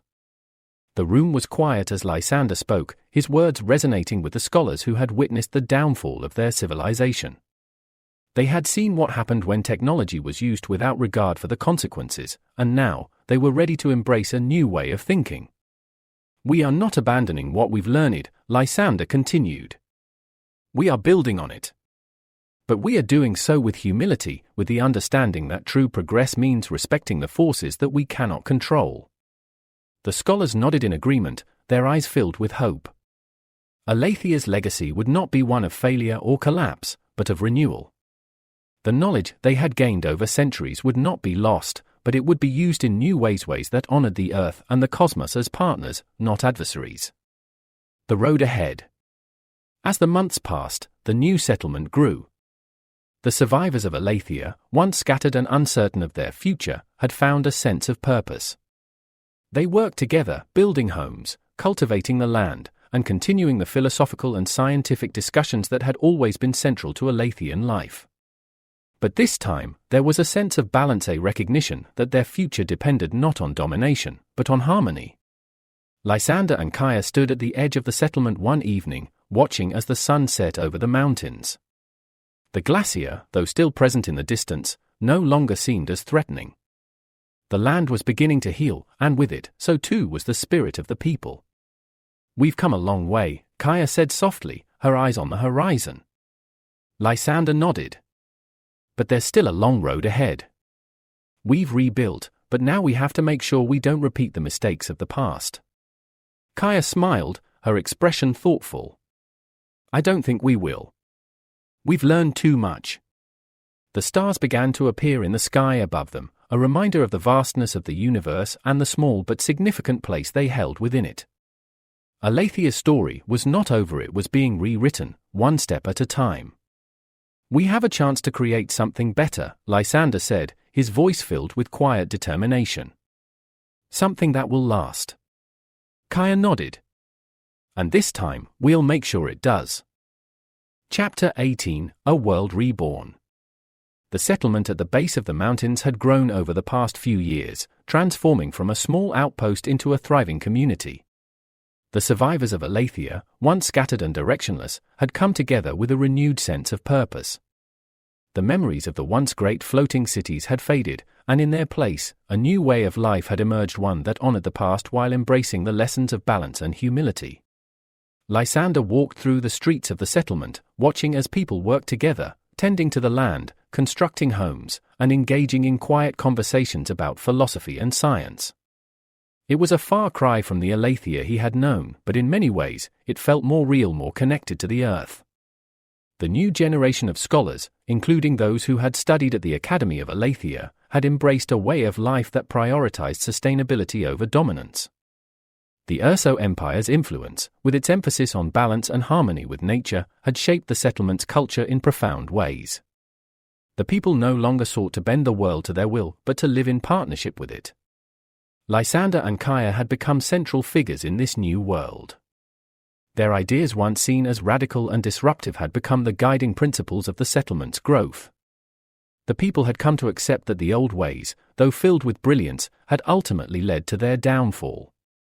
Now, they were focused on creating something better, something that would last. As Lysander approached the rebuilt academy, he found Kaya standing at the entrance, her eyes scanning the horizon where the glacier had once loomed as an ever-present threat. Now, the ice was receding, and the land was slowly healing. In the distance, fields of crops swayed gently in the wind, a testament to the community's efforts to rebuild not just their homes, but their relationship with the world around them. "It feels different, doesn't it?" Kaya said as Lysander joined her. "Everything seems quieter, more peaceful." Lysander nodded, a faint smile playing at the corners of his lips. "It does. We've learned to listen to the earth, to each other. We're not chasing after control anymore." The new academy, though smaller and less grand than the one that had once dominated the city of Orion, had become the heart of the settlement. It was a place where scholars and thinkers gathered to explore the mysteries of the universe, but this time with a sense of humility that had been missing from Alathia's past. The lessons of the fall had not been forgotten. Instead, they had become the foundation of a new philosophy, one that valued harmony, balance, and respect for the forces that shaped the world. The dawn of a new era. Inside the academy, a gathering of scholars had convened to discuss the future. Among them were young thinkers, many of whom had been inspired by Lysander and Kaya's vision of a world built on cooperation with the earth, rather than domination over it. The conversation had shifted from how to reclaim the technological marvels of the past to how to build a future that honored both science and nature. Kaya stood before the group, her voice steady but filled with passion. "We cannot forget the lessons of the past. Alathia's brilliance was undeniable, but we saw where it led us. We tried to control forces that were beyond our understanding, and in the end, those forces brought us to our knees. If we are to move forward, we must do so with humility." The scholars nodded in agreement, their faces reflecting a mixture of hope and determination. They had all witnessed the collapse of their civilization and had come to understand that the pursuit of power and control, without consideration for the consequences, would only lead them back to the same fate. "We're not abandoning what we've learned," Lysander added, stepping forward to address the group. "But we're using it differently. Our knowledge is a gift, but it's also a responsibility. We're here to explore, to discover, to grow, but always with respect for the world around us." The conversation flowed freely as the scholars exchanged ideas, discussing how they could integrate their understanding of quantum physics, energy systems, and the cosmos with the wisdom of living in harmony with nature. It was no longer about bending the world to their will, but about finding ways to coexist with the forces that shape their existence. Kaya listened quietly as the scholars debated, feeling a sense of pride in what they were building. This was what she and Lysander had fought for, a future where the pursuit of knowledge was balanced with the recognition of their place within the greater cycle of life. The passing of time. As the years passed, the settlement continued to grow, and the new philosophy that had taken root in the academy began to spread throughout the land. The survivors of Alathia, once focused on reclaiming their former glory, had embraced the idea that progress didn't mean recreating the past, but building something entirely new. The fields that stretched out beyond the settlement flourished, providing sustenance for the people who had once relied on complex energy systems to feed their floating cities. The homes, built with natural materials and designed to work in harmony with the environment, were simple yet elegant, a far cry from the towering spires of old Alathia. The people had found peace not just with the earth, but with themselves. The frantic energy of chasing after technological dominance had been replaced by a quieter, more reflective way of life. The new generation of scholars and leaders understood that the true measure of progress wasn't in how much power they could wield, but in how well they could live in balance with the world around them. One evening, as the sun set over the mountains, Lysander and Kaya stood together at the edge of the settlement, watching as the last rays of light painted the sky in shades of gold and crimson. "We've come a long way," Lysander said softly, his voice filled with a mixture of awe and gratitude. "We're building something that will last." Kaya nodded, her gaze focused on the horizon. "We've learned so much. Not just about the world, but about ourselves. This is what Alathia was always meant to be." The stars began to appear in the sky above them, a reminder of the vastness of the universe and the small but significant place they held within it. Alathia's story had not ended in collapse, it had been reborn, shaped by the lessons of the past and the hopes of the future. "We still have so much to discover," Kaya said, her eyes filled with wonder as she looked up at the stars. "But this time, we'll do it differently." Lysander smiled, his heart filled with quiet hope. "This time, we'll do it right." A legacy of balance. As the night deepened, the people of the settlement gathered in the central square for a celebration of what they had built. There was music, laughter, and a shared sense of purpose that had been missing in the final days of old Alathia.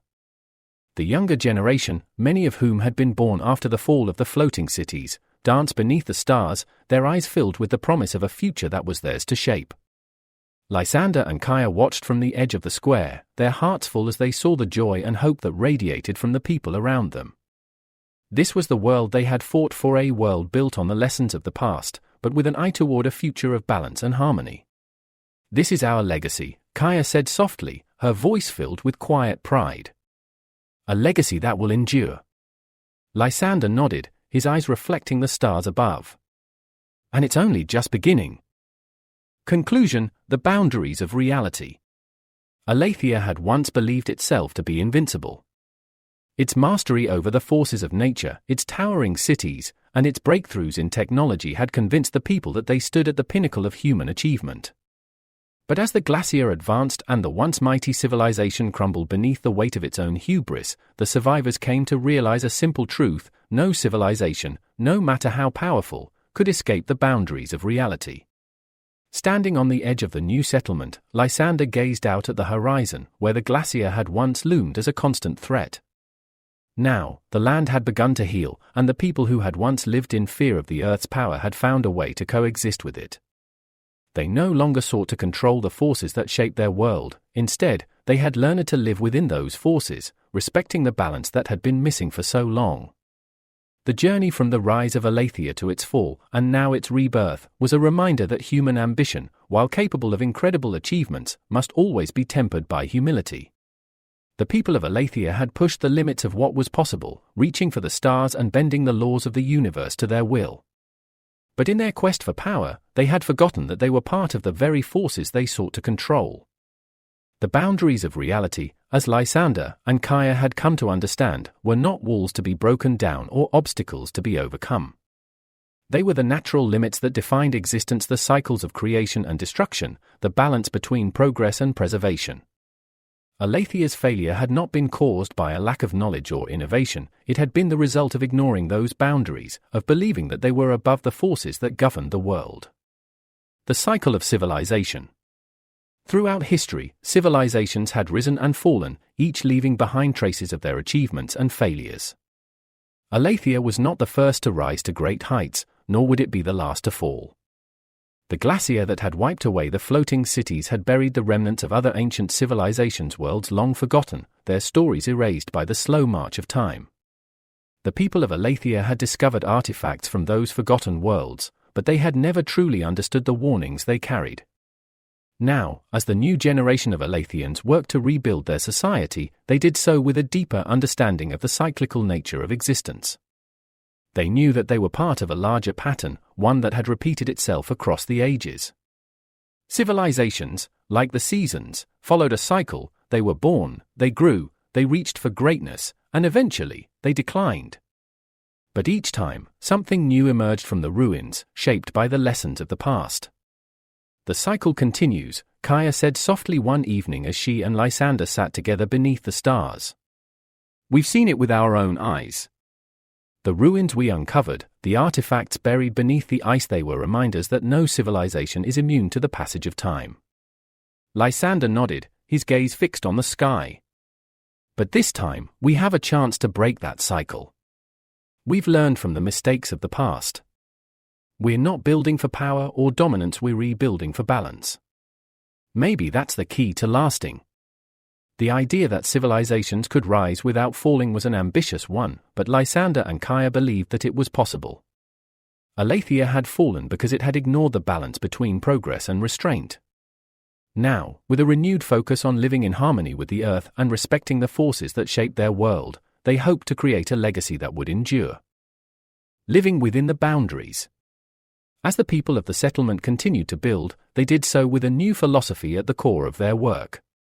It was no longer about how much they could achieve or how far they could push the limits of technology, it was about finding the right balance between ambition and humility. The boundaries of reality, they had come to understand, were not limitations to be feared, they were the foundation upon which a sustainable future could be built. The pursuit of knowledge and discovery was still central to Alathian life, but it was tempered by the understanding that not everything could be controlled. The earth, the cosmos, the forces of nature, these were not things to be mastered, but to be understood and respected. The new generation of scholars and thinkers had embraced this philosophy, exploring the mysteries of the universe with curiosity, but also with caution. The universe is vast, Lysander said during one of the Academy's gatherings. There is so much we still don't understand. But we've learned that the pursuit of knowledge doesn't mean trying to control everything. It means recognizing that we are part of something much larger than ourselves. The new Alathians, led by Lysander, Kaya, and their peers, had come to terms with the fact that they would never have all the answers. The universe was too vast, too complex, to be fully understood or controlled. But that was not a failure, it was a reminder of the beauty and mystery of existence. They had accepted that their role in the world was not to dominate, but to learn, to grow, and to live in balance with the forces that shaped their lives. The legacy of Alathia. The story of Alathia, once seen as a tale of technological triumph, had now become a lesson in humility and resilience. The legacy of the floating cities and the quantum devices was not one of failure, but of learning. Alathia's fall had given birth to a new way of thinking, one that valued the interconnectedness of all things and understood that true progress was not measured by how much power one could wield, but by how well one could live within the boundaries of reality. As Lysander and Kaya stood at the edge of the settlement, watching as the people worked together to build their future, they felt a sense of peace. They had seen the rise and fall of their world, and they had come through it with a deeper understanding of what it meant to be human. "We're part of the cycle," Kaya said softly. "But this time, we're building something that can last." Lysander smiled, his heart filled with hope. "This time, we're doing it right." Alathia's story, though marked by both triumph and tragedy, was not over. The people who had once sought to control the universe had now found a way to live within it. Their legacy would not be one of power or dominance, but of balance, humility, and the recognition that they were part of something much greater than themselves. And as the stars twinkled above them, a reminder of the vastness of the universe, Lysander and Kaya knew that the journey was just beginning. The boundaries of reality. The boundaries of reality are not walls to be broken down, but the framework within which life unfolds. Alathia's rise, fall, and rebirth serve as a reminder that human ambition, while powerful, must always be tempered by respect for the forces that shape our world. The people of Alathia learned this lesson the hard way, but in their rebirth, they found hope. The story of Alathia is the story of all civilizations. It is a story of reaching for the stars, of pushing the limits of what is possible, and of learning to live within the boundaries of reality. As long as we remember the lessons of the past, there is hope for the future, a future where balance, humility, and respect for the natural world guide us toward something lasting. The journey continues. Epilogue: Beyond the horizon of understanding. The rediscovery of Alathia had left the modern world in awe. What had once been the subject of myths and half-forgotten legends was now becoming a reality, unearthed beneath cities like Carlio's. The work of archaeologists like Assal had fundamentally changed humanity's understanding of its past. As Assal looked out over the city skyline, her thoughts were not on the glass towers or the busy streets below, but on the ancient ruins that lay beneath. Alathia had risen and fallen, leaving behind not only artifacts but lessons that were more relevant now than ever before. The advanced quantum technologies they had mastered, the floating cities that had defied gravity, these marvels had eventually been undone by the forces of nature. Humanity stood at a similar crossroads. As technology raced ahead and the world pushed the boundaries of what was possible, the lessons from Alathia loomed large. Assal knew that the discoveries her team had made were more than just historical curiosities, they were warnings from the past. In her hand, she held a fragment of one of the quantum devices they had uncovered. Its surface was smooth, intricately carved with symbols that had once powered the lives of millions. The devices had been used to manipulate energy fields, to control the very fabric of reality. And yet, even with all their advancements, the people of Alathia had fallen. Not because of their technology, but because they had forgotten their place within the greater forces of the universe. "We are no different," Assal whispered to herself, her voice barely audible over the wind. "We push forward, believing that we can control everything, that we can conquer nature. But Alathia shows us that control is an illusion." Reflections on Alathia's legacy. The legacy of Alathia was a complex one. At its height, the civilization had achieved feats that defied the imagination. Their floating cities, powered by quantum energy fields, soared above the earth, sustained without causing harm to the environment. Their seers, gifted with visions of the cosmos, had unlocked the secrets of existence itself. For a time, it had seemed as though Alathia had transcended the limitations of the natural world. But the very forces they had sought to control were the ones that ultimately brought them to their knees. The glacier that advanced, the natural disasters that struck, the energy systems that faltered, these were all reminders that no civilization, no matter how advanced, could ever fully master the forces of nature. Alathia had fallen because its people had forgotten the delicate balance between progress and humility, between knowledge and wisdom. As Assal pondered this, she reflected on the warnings hidden within the ruins. The people of Alathia had reached for greatness, but they had overstepped, believing they could control the very forces that governed life. They had ignored the warnings of their seers, choosing instead to trust in their technology. And in the end, nature had proven to be the greater power. Humanity today stood on a similar precipice. Advances in quantum physics, artificial intelligence, and geoengineering mirrored the innovations of Alathia. The question that weighed heavily on Assal's mind was whether modern society would heed the lessons of the past or repeat the same mistakes. The awakening of memory. In the laboratories and universities around the world, the discoveries made beneath Carlios were being studied, dissected, and debated. Scientists marveled at the technological prowess of the ancient civilization, while philosophers reflected on the warnings that came with such knowledge. Some saw Alathia as a beacon of hope, proof that humanity could one day achieve the same greatness. Others, like Assal, saw it as a cautionary tale, a reminder that no matter how advanced society became, it was still bound by the natural forces that shaped the world. As the research continued, modern scientists attempted to reactivate the quantum devices found in the ruins. They believed that unlocking the full potential of Alathian technology could revolutionize the modern world. But with every step forward, there were those who cautioned against moving too fast, fearful that tampering with such powerful forces could lead to unintended consequences just as it had for Alathia. The visions of the past that these devices projected offered glimpses of Alathia's final days. Researchers saw the frantic efforts of the Council of Elders as they tried to stave off the inevitable, using their most advanced technologies to hold back the encroaching ice. But no matter how hard they tried, nature could not be controlled. The floating cities fell, one by one, and the people were forced to retreat underground, their knowledge scattered, their legacy buried beneath layers of ice and time. A future yet unwritten.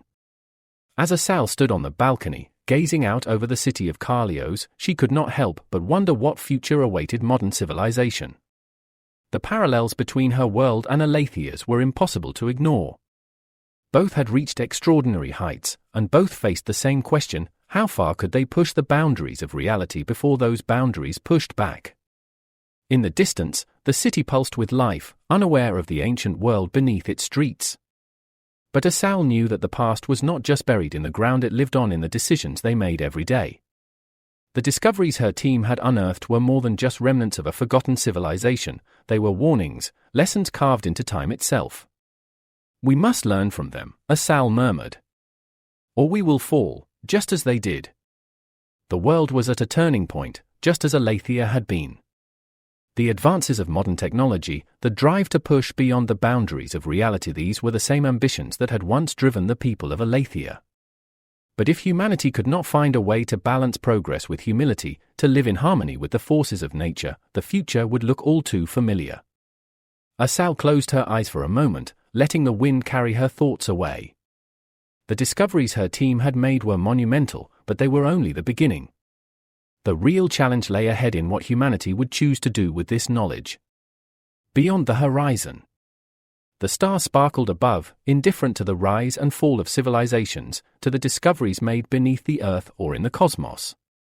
As Assal stood in the cool night air, she realized that Alathia's story was not just one of the past, it was a mirror for the present. Their rise, their achievements, and their fall were all woven into the fabric of time, a cycle that repeated again and again. Beyond the horizon, beyond the reach of her understanding, lay the same vast unknown that had once called to the people of Alathia. And just like them, humanity stood at the threshold of something greater than itself. "We must remember," Assal whispered into the night, the cold wind brushing against her skin. "Or we will fall, just like they did." The future was uncertain, but it was full of possibility. Alathia's legacy was not one of despair, but of hope, a reminder that with knowledge came responsibility, and with power came the need for balance. As Assal turned away from the skyline, she knew that the journey toward understanding was far from over. The past had been uncovered, but the lessons of Alathia still waited to be fully understood. And in that understanding, perhaps humanity could find a way to step beyond the horizon, without falling into the same fate. Author's note. In writing Assal and the Lost World of Alathi, I sought to explore the intersections of science, philosophy, and the fragility of civilizations. While the story of Alathia is entirely fictional, many of the themes are grounded in real scientific and historical concepts. The idea that a highly advanced civilization could rise and fall long before recorded history is a speculative one, but it is rooted in the reality that humans have been on Earth for over 300,000 years, long enough for forgotten civilizations to have existed and disappeared. The Last Glacial Maximum, which peaked around 26,500 years ago, dramatically changed the face of the Earth, burying large areas under ice and obliterating any evidence of what might have come before. While we have no concrete evidence of advanced societies during this period, the possibility remains intriguing.